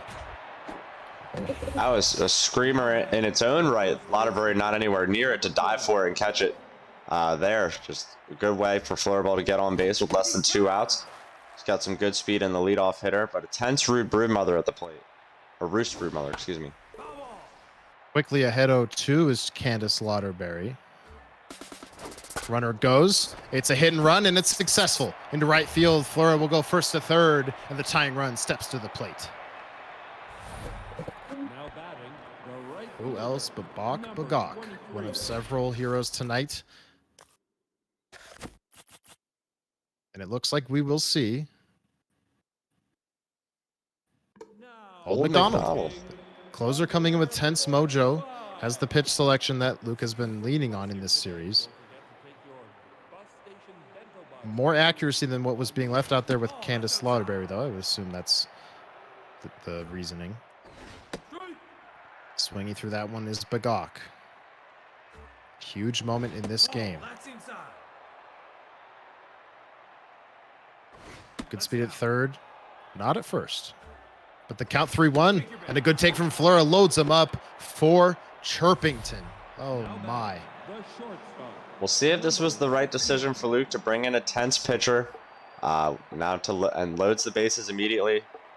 I know the method behind it, thinking low velo, the lower the better. If you can get it even lower with the tense pitcher, tense closer coming in, that might work out for you. But in a situation like this, it's testy. Eagle Eye Jones, the fast bench player, he's going to come in for Broodmother, so she is out of the game. That's at second base. 2 quick strikes on Chirpington. Lays off. The 1-2. Fouled off. Spoils a decent pitch from Luke. 1-2 is low. And at bat brewing here. 10 pitches so far for McDonald. He has closer stamina. Hammered by Chirpington into the glove of danger. Everyone retreats. Flora realizing quickly and in time that he needed to get back. That gives Woodsy Owl a chance.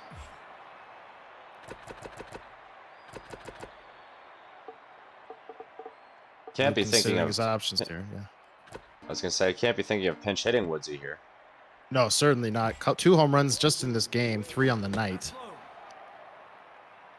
One of them was a grand slam. He's looking for another here.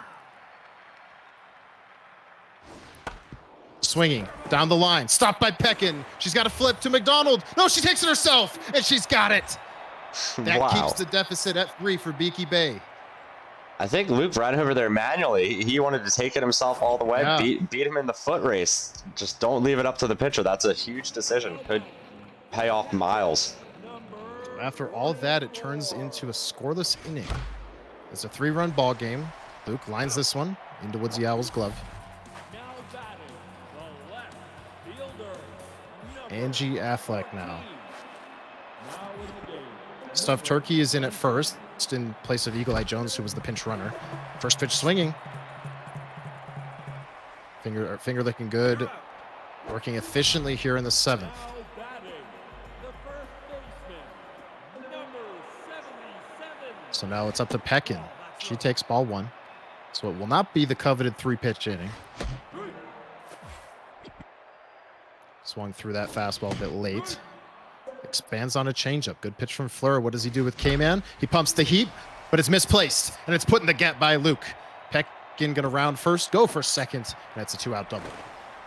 Hard to know from Luke's perspective if that pitch was just missed or if it was a challenge pitch. It looked like it was right down the middle, and Luke hit it very hard. Keeps the inning alive with 2 outs. And that's Smuel Bellis with the chance here. Pitcher spot on deck, the closer, Old McDonald. That's outside. Just missing there on the fastball. Looking to activate that K-Man trait. With the pitcher on deck, could we see Fleur walk? Yes. I think that was a bit intentional. I could be wrong, but it's going to force Luke's hand here to do something.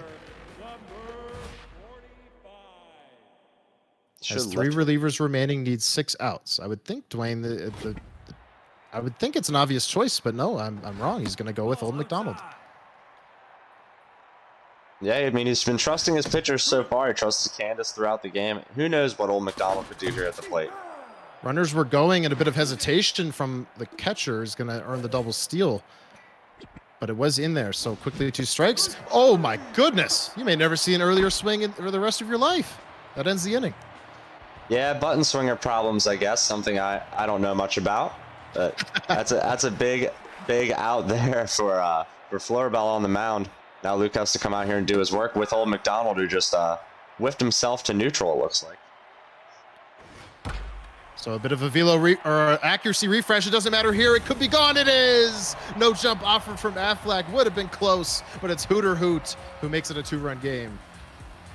I think Hootie off the bench as well in this ball game, so nicely done in his first at bat to put one out there. Next pitch is going to be an out here as Danger has it. But yeah, what a liner to that short wall over there. That bullpen in left field getting peppered in this game. Cassowary got the start with the lefty on the mound. And maybe Fleur thinking about how to rearrange it. Get a lefty in there. It's going to stay in. It does have a hit in this game. Hard hit, bidding for the gap. Lauderberry's going to cut it off, but it's a 1-out knock. Yeah, it turns out it's going to pay off. Cassowary with a bit of a bingo average, something like 050 or something. Right. But he's done a nice job getting on two times tonight. It counts in games like this where you can clinch a World Series. It doesn't matter if you didn't get on base for the rest of the series, if you're able to set the table for the top of the order and the rest of the guys on the team. And now a decision for Flurrabell. It's finger licking good at the plate. Clucker has been expended. This is the K-Man reliever in the pen. Penguin has been reliable for Flurrabell in this series. Could he go? He will. Okay. So Layden Egg is into the game. The bench is empty for Beaky Bay. That's a big Luke decision. may make a from Flurrabell. counter move. Yeah, he's going to make a counter move. He's going to go to Chance Jr. And Flora can't counter that move because the bench is empty. Still a decently statted hitter in Layden Egg, hitting 367. Strike 2. Average speed on at first. The 1-2 is in there. A big strikeout on the pinch hitter. Back to the top of the order. Still a threat as the tying run. a work of art there on that strikeout from Luke. Just using that high accuracy. There's something to be said for it when you can really paint like that. Just missing that one was Flora. It gets him to chase a changeup outside. Danger makes the play.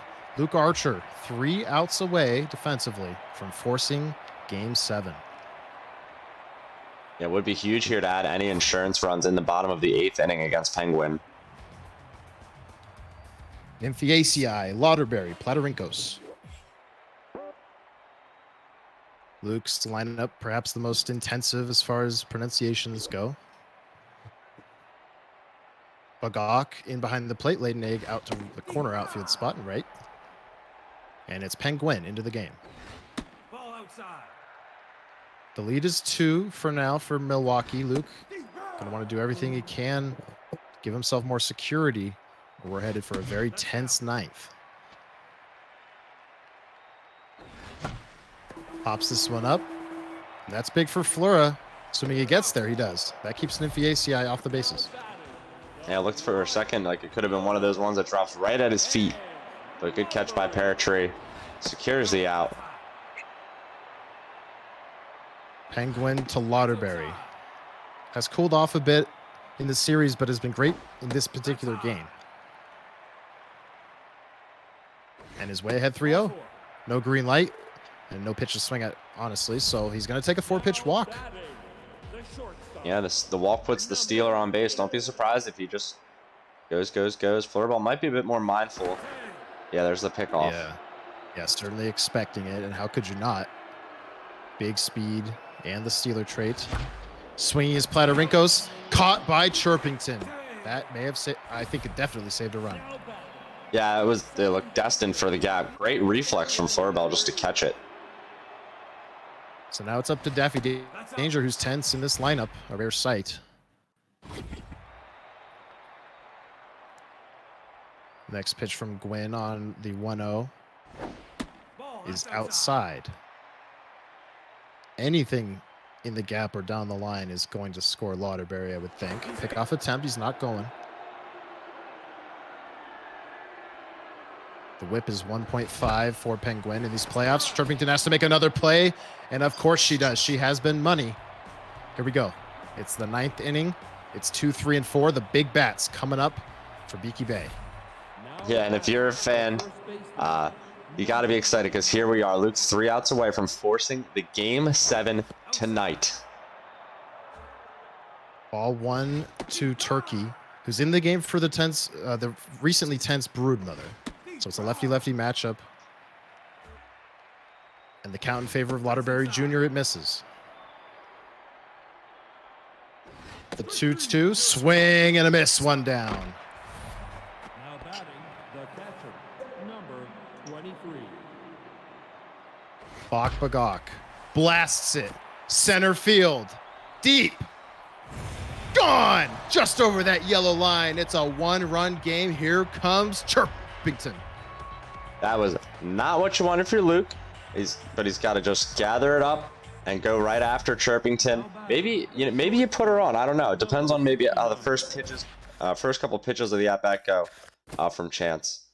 You could actually just go right to McDuck. I think he's had enough. It will be Rubber. Biggest velocity count in the lineup. But the stats this postseason have not been there. 9 ERA, 2 whip. Does have 11 strikeouts. He'd love one of those here. So Fleur gonna have to adjust to some velocity. But sees a changeup for strike 2. This is Chirpington. 7 home runs since the start of the semifinals. Bagok, couple home runs tonight, has been a hero. Chirpington was a hero in Game 5. Does she have another moment in her? Swing and a miss. Triple-digit fastball. And there's 2 down. That's a big strikeout from Luke. Great sequence. Switched up to the high velo. You got to utilize it. And just going up and in there. And speaking of heroes, it's Woodsy Owl. 2 home runs in this game, a grand slam in Game 5. 1 strike away stands Luke from Game 7. The 1-2 fastball. Foul. At bat continues for Woodsy. Flurra needs a breath. A wild fastball. It's low. He got him to swing. Gadwell completes it, and we're going to 7. Wow, we are going to game 7 indeed, folks. Yes. Oh, this is what you want. But what a game we just saw, too. That was a 1-run ball game ending 7-6. Great competition. Luke really kind of controlled it throughout offensively, but Flurrabell showed a lot of fight in that one to stay in it and try and clinch it. Just couldn't get it done, and now we have the 7th game. The 2 best words in all of sports, that is, of course, Game 7. That's the 2nd season in a row the XBL World Series is going to Game 7. And it will be at El Viejo Stadium, the home of the Beaky Bay Birdies. Folks, you cannot miss this. The 10th XBL World Series will be decided tonight. It's coming right up. We'll be right back. We're going to take a short break. When we come back, the first pitch of Game 7. And make sure to notify everybody, drop your link, tell your friends. We're going to be started in just a few.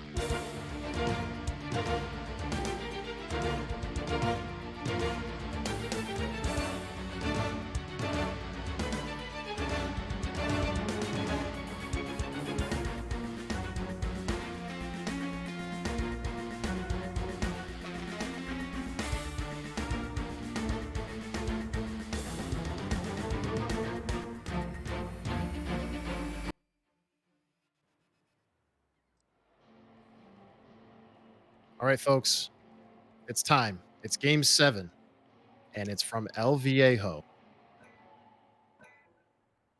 We'll have a short pause here as we got in just a hair late, but no pitches have been thrown. I assure you, you have not missed anything. Tina Taylor.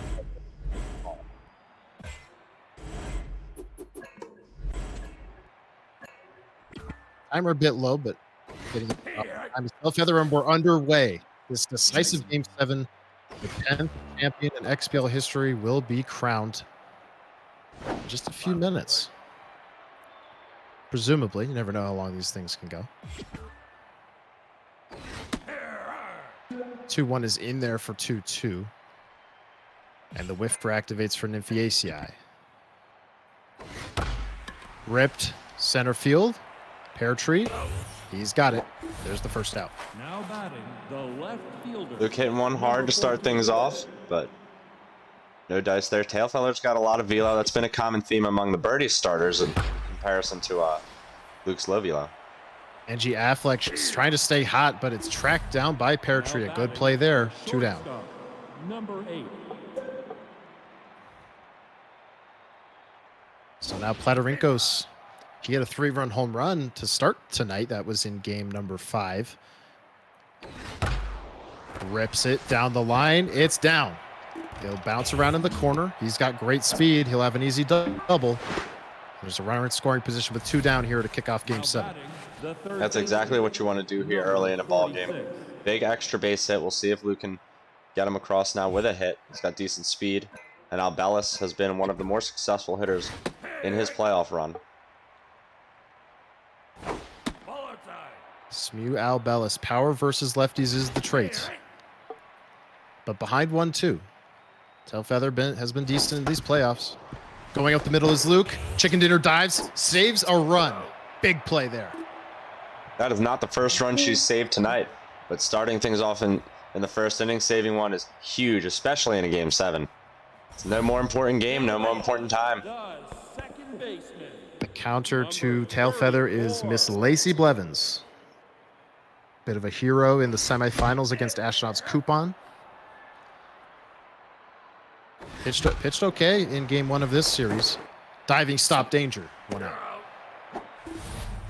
Now batting. I'll find the stat line here momentarily from that first game. But now it's Broodmother. Not really a factor in game number 6. Looking to redeem herself and do it in a big way. Beaky Bay strikes first. Yeah, what a factor for Broodmother there. It's a solo shot in the bottom half of the first inning in a game 7 World Series situation. That is absolutely what you want to see out of your big power hitters. Broodmother goes yard. And that'll bring up Bagok. Went yard twice in game 6. And it was 5 innings, 2 runs surrendered from Blevins in game number 1. Already 1 surrendered here. You'd have to think Flora may be a bit thankful to have some velocity to work with. Bagok going to reach on a hard hit single. That'll bring up Chirpington. Now the mojo already down on Blevins, so maybe an early turning point already. Number 69. You'll see how Luke's able to work with that through 8 pitches, 9 pitches now, 3 hits, and a 10th pitcher. Chirpington, yeah, coming alive here. That's another hit. And with 2 down, it'll be Woodsy Owl. Sorry, 1 down. The situation even a little bit more dire. Looking for a ground ball is Luke. Strike 1. Woodsy pushed that average tonight all the way up to 250 from below the Mendoza line. All 3 home runs tonight. Through the right side, that's 3 straight singles, and they're loaded. Flurrabell has a chance to go for the jugular early, and it's Booby Birdbrain. Number 8. Strike 1. Well-placed fastball. That one misses. Birdbrain takes low. Falling behind. Bases loaded. We're in the first. Rip through the left side. Past Platarinkos. A run will come in. Ends up being a little bit closer than it probably should have been, but it's 2-0. Yeah, not a lot of speed on that runner from third. And I guess they held up because that ball could have been caught in some scenarios, but didn't quite have the legs to get out there for a sliding catch from the left fielder. Lacey Blevins having a rough time here in the first. Yeah, getting knocked around a bit. Does get ahead of Pear Tree. Ripped foul. Oh my. That was a bullet. Popped up though. If the ACI gonna have this, I can't recall how much speed is on third, but it's pretty deep. Throw does come home. It will not be in time, and Beaky Bay leads by 3. This is a dream for Flurrabell on the first inning. 3 runs in a game 7 and a chance to add even more. Laid an egg at the plate. And she rips it left field in front of Aflac. Everyone goes station to station. 2 outs. Tina Tailfeather. Flurrabell has batted around, has put in 3 already. Looking for more. Ball 1 with the curve. Ripped by Tailfeather. Off the glove of Daffy Danger. 1 is in. 2 are in. Throw is going to go into third. Flurrabell retreats. It's 5-0 in game 7. Talk about a dream start. Yeah, he just keeps making it happen. What a stroke with his pitcher, Tina Tailfeather there. Not a lot Daffy Danger could have done because that ball was hit so hard. Peckin takes it herself, but what a start for Flurrabell in game 7 of the 10th XBL World Series. He leads 5-0. Very early in the game, but Luke must find a way to recover on the mound. Yeah, I got to immediately start chipping away. It's Gwendolyn Gadwall here, 5, 6, and 7 for Milwaukee.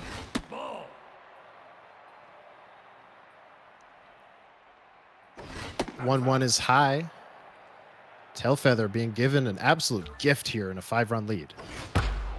Ripped by Gadwall. Right center field. Can Pear Tree cut it off? He does on the warning track. And with the catcher running, that's a long single.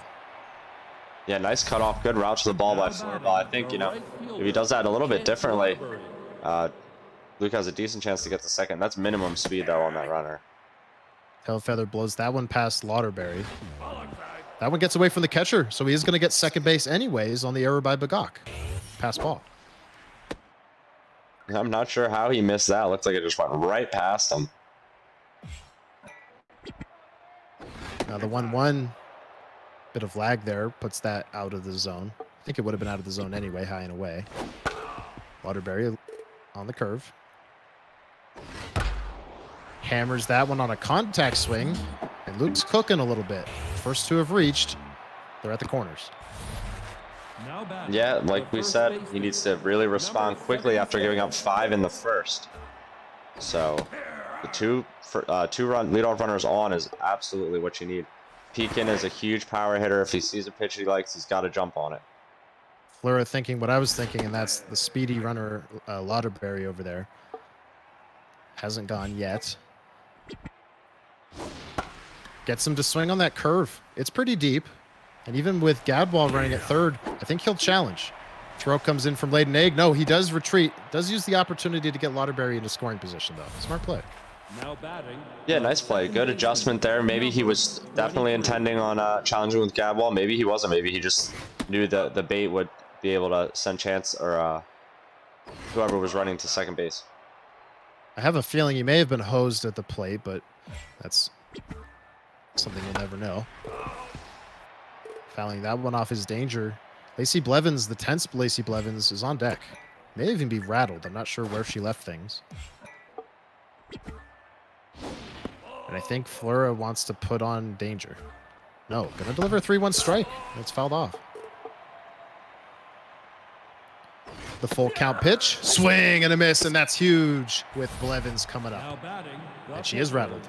Number 39. Yeah, very, very big strikeout to get to the rattled pitcher for Flurrabell, challenging the 8-hole hitter instead of putting her on.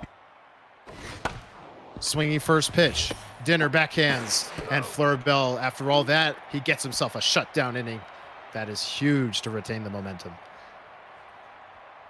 Yeah, look at that. 2, 3, and 4 coming up. Everybody 1 for 1. What a first inning from Flurrabell. Let's see if he can build on it. The job for Luke is a tough one, and that's to recover Lacey Blevins here. First pitch, single. Now batting. Flurrabell has been all over this pitcher. Yeah, he's got to hope that he can get some more outs here, find a way to his pen, and he doesn't have to dip in it too early. Right now, it's not looking too good. Yeah, it fouls off that pitch.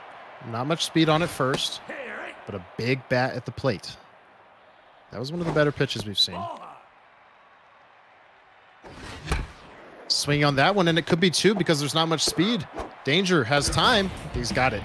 That restores Blevins to 10th, which is a start.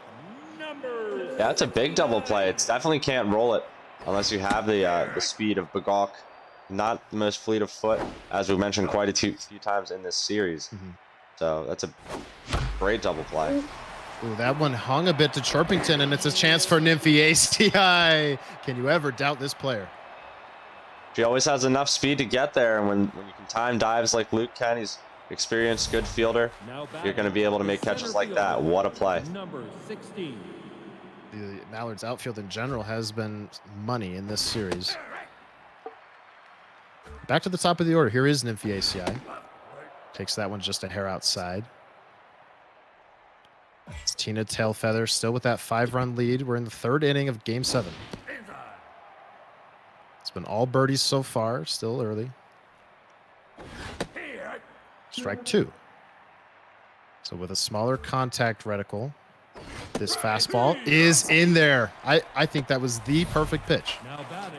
I don't think it could get any further into the corner than that. No, that is a beautiful fastball from Flurrabell. All Luke can do is stare. Even if he swung at it, nothing we can do. Trying to loop it in front of Egg is Angie Affleck. She's unsuccessful, so quickly 2 down. Number 8. And now locked in is Tailfeather, so already a better start than any of the other birdies starters, at least tonight. That's going to help him tremendously in the velocity department and especially the accuracy department. Swing and a miss, and it's a very quick and clean 3rd inning for Tina Tailfeather. Yeah, very, very nice inning from Flurrabell. Just using his pitch as well, using his fastball. It's all about the sequence and the location, which I mentioned a couple times. He's had a good plan, good game plan going into the series. Just got to keep executing it. Lacey Blevins back to the hill. She was blown up in the 1st inning. Is she getting blown up here? It's deep. It's gone, and it's 6-0. Was that Woodsy Owl again? I think so. Or Pear Tree. It was It was Woodsy an owl. again. 4 home runs tonight in 3 games. What a player. Grand slam in Game 5, 2 home runs in Game 6, and a solo shot in Game 7. All of a sudden, Dwayne, score looking a bit ugly. But we'll see. Yeah, Luke needs to. Popped. Yeah. He just needs to get into damage control mode soon, quickly. 40th pitch already for Blevins is low. Now a hitter's count for Beaky Bay. In there. Nobody aboard, but nobody out. And that's going to change on the walk. A great at-bat from Flurrabell. Yeah, great eye, great at-bat. With no outs to get that walk following the home run. It's just looking worse and worse for Lacey Blevins on the mound. Luke needs to figure out something if he's going to be sticking with Lacey. This one could be 2. Daffy Danger makes a nice stop. Goes the short way for 1. Platarinkos doesn't have the time. But a good fielder's choice there from Daffy Danger. Brings up Late an Egg.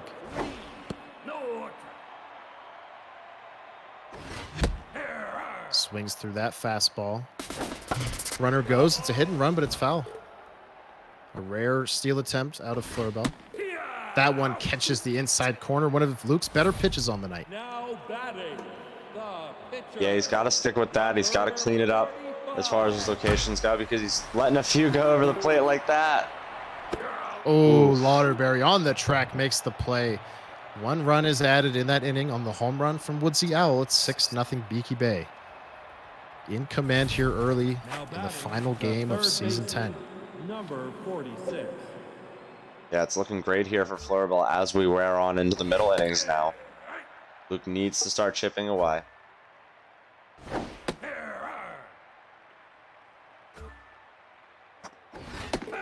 Swing and a miss. It's a 3-pitch strikeout. Tailfeather is Now dealing. batting, the catcher, number 44. Biggest game in the career of everyone on the field, but also Tailfeather here, and she is delivering so far. 2 quick strikes on Gadwall. Swinging through the left side. Luke had been, in my opinion, maybe a bit more passive than we were used to seeing him in this inning. But does work the hit out of that strong at bat. So Chance Lauderberry now, runner aboard. Looking for a spark. The 2-0 is now 2-1 on the fastball. Trying to loop a curveball in there. He pops it right field, and it's down. Layden Egg collects it. Everyone moves up. That's a nice piece of hitting from Luke, just to get to the curveball, push it out there into the outfield. Don't always have to hit it hard. Just pass the baton over here to Pekin. She might be able to make it happen. Pekin, she swings through that first fastball and takes that one. 2 on, 1 out. Curveball going to be below the zone. Now the count in favor of Pekin. Now way in favor. A big 3-1. It's in a bit of a questionable spot there, but he missed it. Just a bit too hot to handle, and now it's full. Oh, a perfect pitch freezes him, and how could it not? That was filthy. Yeah, every time Flurrabell puts it there, Luke just doesn't know what to do with it at all. He just stares at it and just heads right back to the dugout. 1-0 is hammered but foul. Mallards have had a couple chances here in this game. Nothing scratched across yet. Hammered. Left field. Down in front of Owl, but hit too hard. So they're going to have to stay loaded. And that brings up Blevins. Dwayne, in Game 7, if it's me, I think I take the chance. I think I go with a pinch hitter. Yeah, Lacey's got to come out now, and there she goes. So the unsuccessful day for Blevins comes to an end. Can her team pick her up? Can Sir John Duckworth pick her up? He's the pinch hitter. 1-1 curve or changeup hit very hard, but Woodsy Owl had him played right, and another jam job escaped from Flurrabell. It's still 6-0. Yeah, something that D-Cell brought up and before games 1 and 2 of this series was the left on base percentage of Flurrabell and how he led the league. Really pitched really well this season in the regular season. Always tough to get your pitching numbers up. And consider Javon Asen when you're mercing so many people on the offensive end, which is something he's also quite good at. So, but it's not, his pitching improvement is something that we can really see in this series, and it's paying off. Here's Chickadinner at the top of the order, grounding this softly. Greta Rubber is the first one out of the pen for Milwaukee. She's been knocked around a bit, but Luke just looking to produce here tonight in this final game.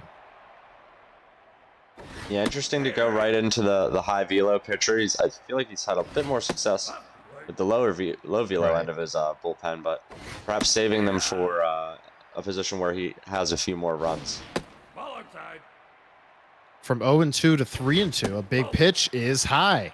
He loses them. Great at bat from Flurrabell. Now batting, the catcher, number 23. That brings up Bagok, who's tense. 3 homers on the postseason. Strike 2. Will Luke fall behind again after being in front? No, it's hammered. Out to Affleck. She's got it. 2 down. That pitch was not in a favorable location. Flurrabell just not quite able to get around on it early enough to put a big power swing on it. Hits it hard, though. So here's Chirpington looking for something big.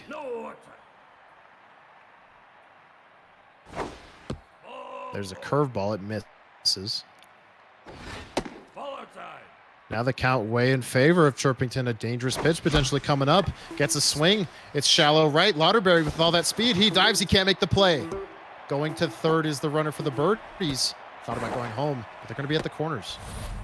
Yeah, tough slide from Luke. I thought perhaps he'd have it, but it's all on the angle with some of those dives.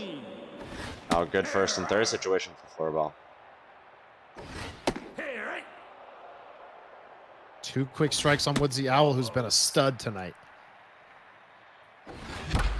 Rips it into the glove of Pekin, and the crisis, at least for now, for Luke, averted.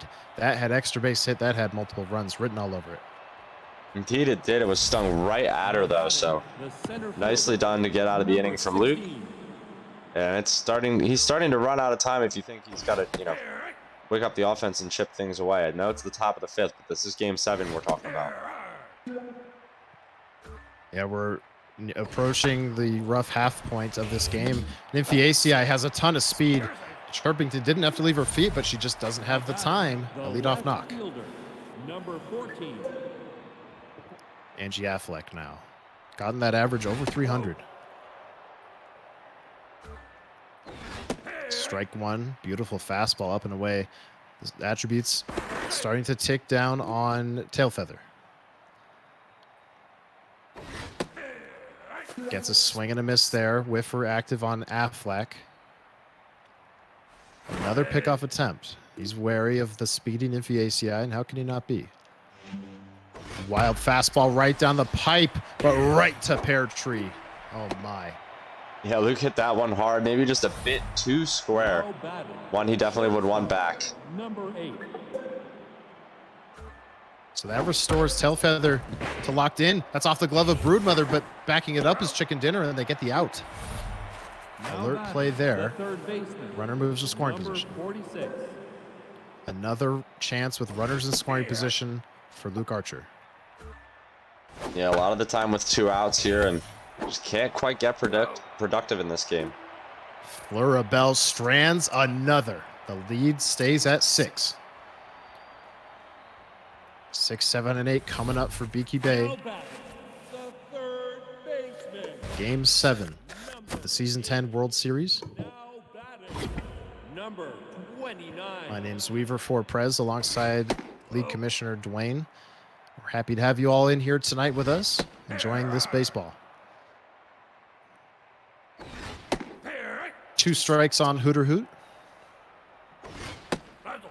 Before missing there, it was Greta Rubber. Curveball just misses. Stone cold take from Flurrabell. Leads to a 3-2. That's hammered. Gonna hold up. For an Nymphy ACI, she's got it. Yeah, that one was hit hard.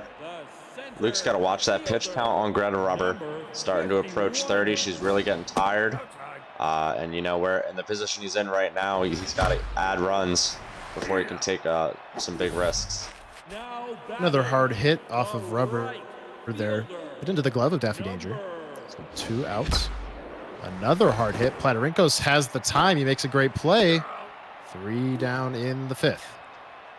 Here we go. 5, 6, and 7 for Milwaukee. 7 hits so far, no runs. That first inning was so huge for Flurrabell to score 5 runs. Adding that next one on a little bit later on here.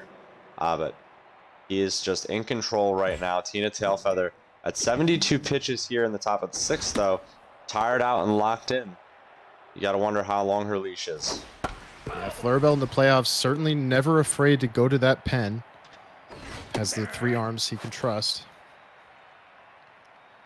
But for now, it's Tailfeather.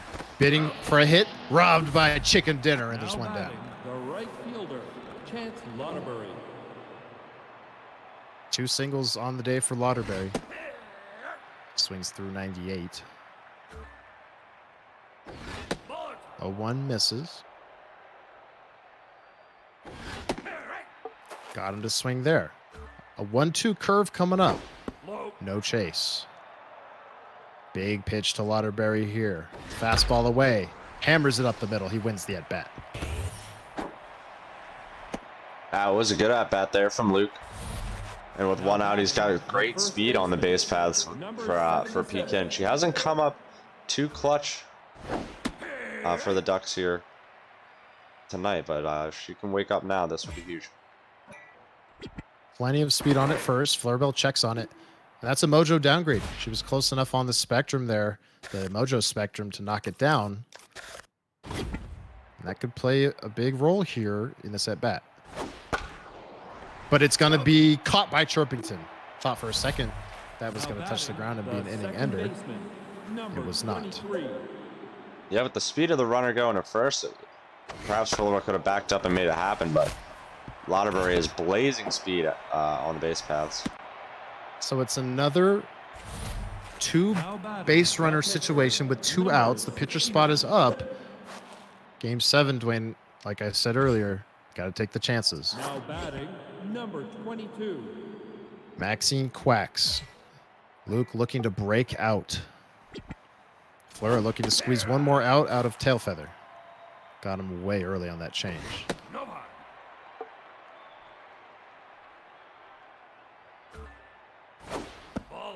The curve is low. The fastball wild. It's high. Infiaci on deck. The 3-1. It's ball 4. So they're loaded for the leadoff hitter. Now batting. Yeah, this is a good hitter for Luke. 433 average. You know she doesn't hit for much power, but if you can find a way to get her on base here with 2 outs, can produce a couple runs, this is the big first step here in Game 7 to coming back. Infiaci swinging first pitch, and it's to Chirpington. That's another 3 batters stranded by Flurrabell. He has been a wizard in Game 7. Wow. Luke has to be more patient there, but Flurrabell's done a great job of putting the pitches where they look just hittable enough, I guess, for Luke to pull the trigger early in some of these at-bats. Now Old McDonald into the game. Very different build from his predecessor, Greta Rubber. Now batting. And Clucker came in to put out that fire, did her job. I think Fleur probably leaves her in, but we'll see. Yeah, he's got a decent lead and only 1 pitch thrown. Wouldn't want to burn that reliever if I was Flurrabell right now, but perhaps he has enough faith in the rest of his relievers that he's just going to keep on trying to add on. Bus station bento box with you on your way out. Clucker remains. She pops it up. Infiaci, she's got an easy play, 1 down. Back to the top of the order, though. The second baseman, number 34. This is where a lot of the danger lies, but we've switched it up to the low velo now in Old McDonald. Coming in tense once again here in the middle of the game. Ripped by Chicken Dinner into the gap. It's towards the wall. It's down at the base. That'll be 2 easily. Infiaci has a bit of trouble, but no challenge to third. It's a 1-out double. Now batting, the first baseman, number 12. Now Broodmother rips it up the middle through the body of Old McDonald. They're at the corners. Flurrabell hitting him hard. Luke has to be very careful where he's leaving these pitches because this could get very, very ugly very quickly. If Bagok reached here, that would bring up Chirpington as the winning run. And he is going to reach. It's into Triple's alley. 1 is in. Flurrabell going to wave another home. It's 8-0 Biggie Bay in the 6th. My, oh my. As you just said, here she is. It's Birdie Chirpington with huge potential here in the bottom of the 6th. Folks, in online leagues, if you score 10 runs before your home half, or when your home half is over, 10 runs more than your opponent, you win. That is a mercy. That run is represented here in Chirpington, who hammers it to the shortstop, looks back, Bagok makes the play. That's a great play by Luke to stay alive here, at least prevent Bagok from moving up, and a hit from Chirpington. This is Woodsy. Hammered, right field. Woodsy Owl out at the track. That close, Dwayne, to being the champion. Still an 8-run lead, though. Yeah, just to gust a wind away was Woodsy. Could have been 5 homers on the night, walking it off, a championship. Instead, we got to get back on the mound. Mother Clucker's got some work to do. Flurrabell can try again next inning. The gates have been opened here at El Viejo. The Birdies fans pour in on what could be a historic night for their franchise. Angie Affleck now in the 7th. 9 defensive outs remain in this game.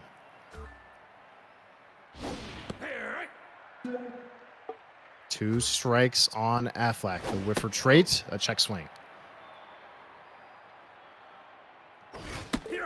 Swing and a miss, 101 miles per hour, up and in. Number 8. Another fastball here. This one misses. It's Platarinkos. Luke must get something going now if he is to keep this season going. The 2-1 is fouled off. Clucker working very efficiently here. 2-2. Fastball hammered up the middle. Puerto aboard. There's a good hit for Luke. Good speed on the bags. He needs to find a run. When you're down 8-0 in a game 7, you know, after the way Flurrabell's been swinging the bat, anything you can do to just get another chance, just not to get, you know, the mercy. Yeah. Luke hammered that changeup, but chicken dinner was right there.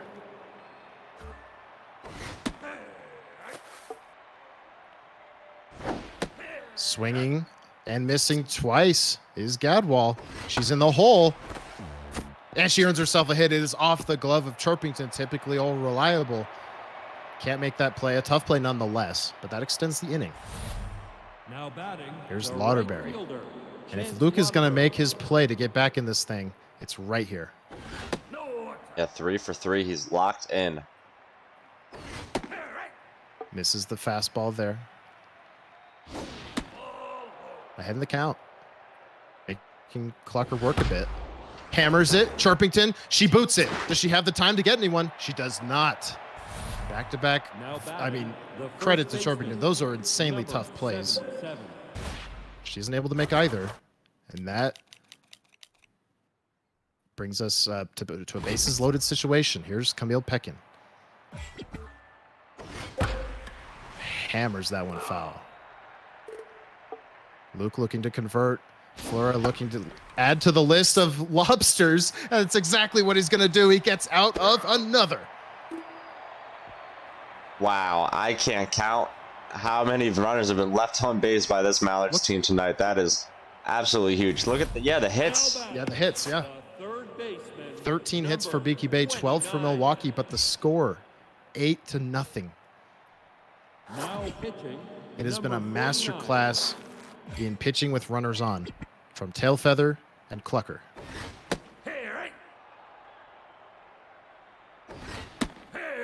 Two quick strikes. It's Chance Lauderberry Jr. into the game. His only task here is to stave off the mercy. Couple quick strikes followed by a pause. The next pitch. Ripped. Right side. It's through. Once again, folks, that brings the winning run to the plate. That may seem a bit repetitive, but when it's a player as good as at hitting as either of these guys, but especially Flurrabell, you always got to keep your eye on it. Yeah, one swing could do it. And it's Partridge Pear Tree. He has a couple homers in these playoffs. Luke collects himself a bit before delivering the first pitch, and it's outside. Hammered. Center field, he got under it. And if the ACI makes the first out. It's a good swing from Flurrabell, like you said, just underneath of it. Yeah, he's got to keep putting swings on it like that, though. Just jump on the strikes. It's tough with the low velo to get the exit you need, but if anyone can do it, he can.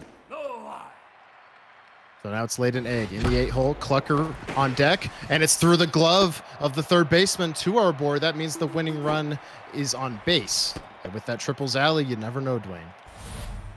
Now batting, the pitcher. Clucker going to be lifted here.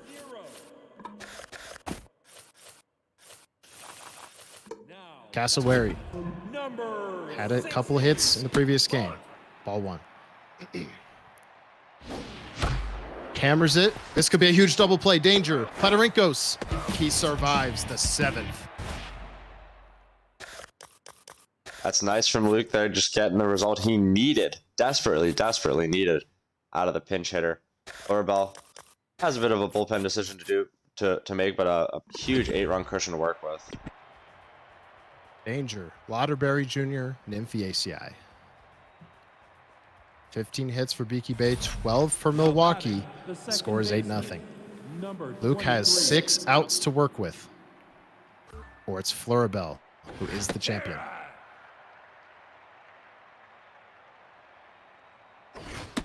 And it's finger looking good into the game. He's the K-man. Ripped up the middle, and that's a good start for Luke, but he's going to have to make a big decision here with Lauderberry Jr. He doesn't have much remaining in the pen.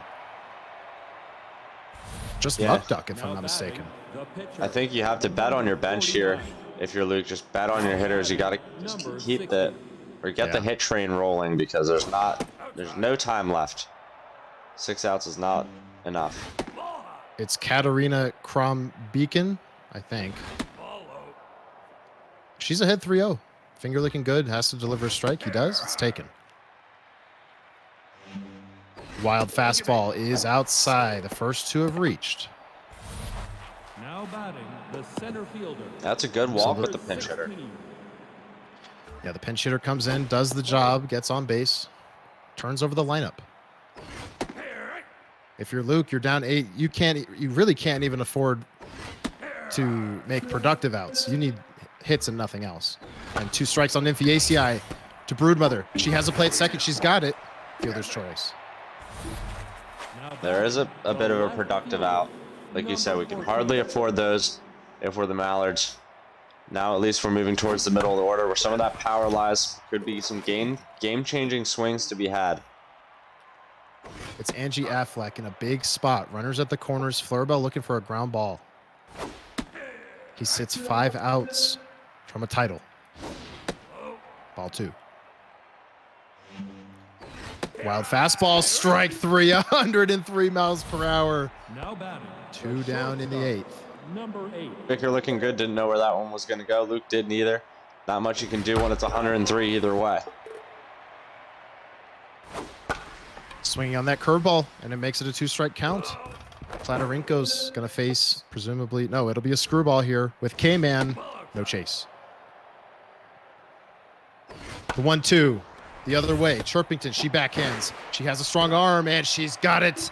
Beaky Bay is 3 outs away. Yeah, huge lead that opened up in the first inning. That's just been built on. Great job from Flurrabell. But really, it's all about the pitching, I think. Look at that. 13 hits given up, no runs scored.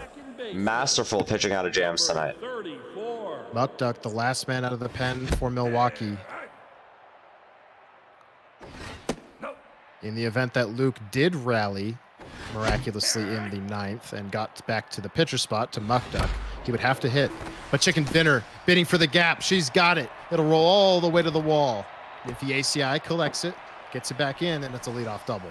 Once again, folks, the runner at the plate, significant. Now Oh, and it's Mother. the first baseman. Yeah, talk about one swing. Look at the power on her.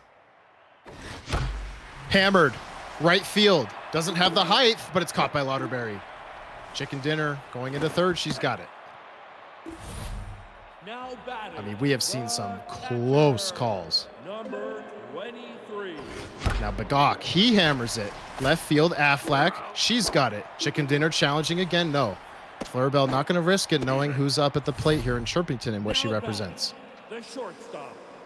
Yeah, any way you can cut it short, even just 3 outs. Ooh. Swings on that first pitch, and the lead is going to stay at 8. A healthy lead nonetheless. We're into the 9th. Flurrabell, 3 outs away from a championship. Defeated by Ashnod's Coupon in 6 games in the Season 8 semifinals. Defeated by Ashnod's Coupon in 6 games in the Season 9 finals.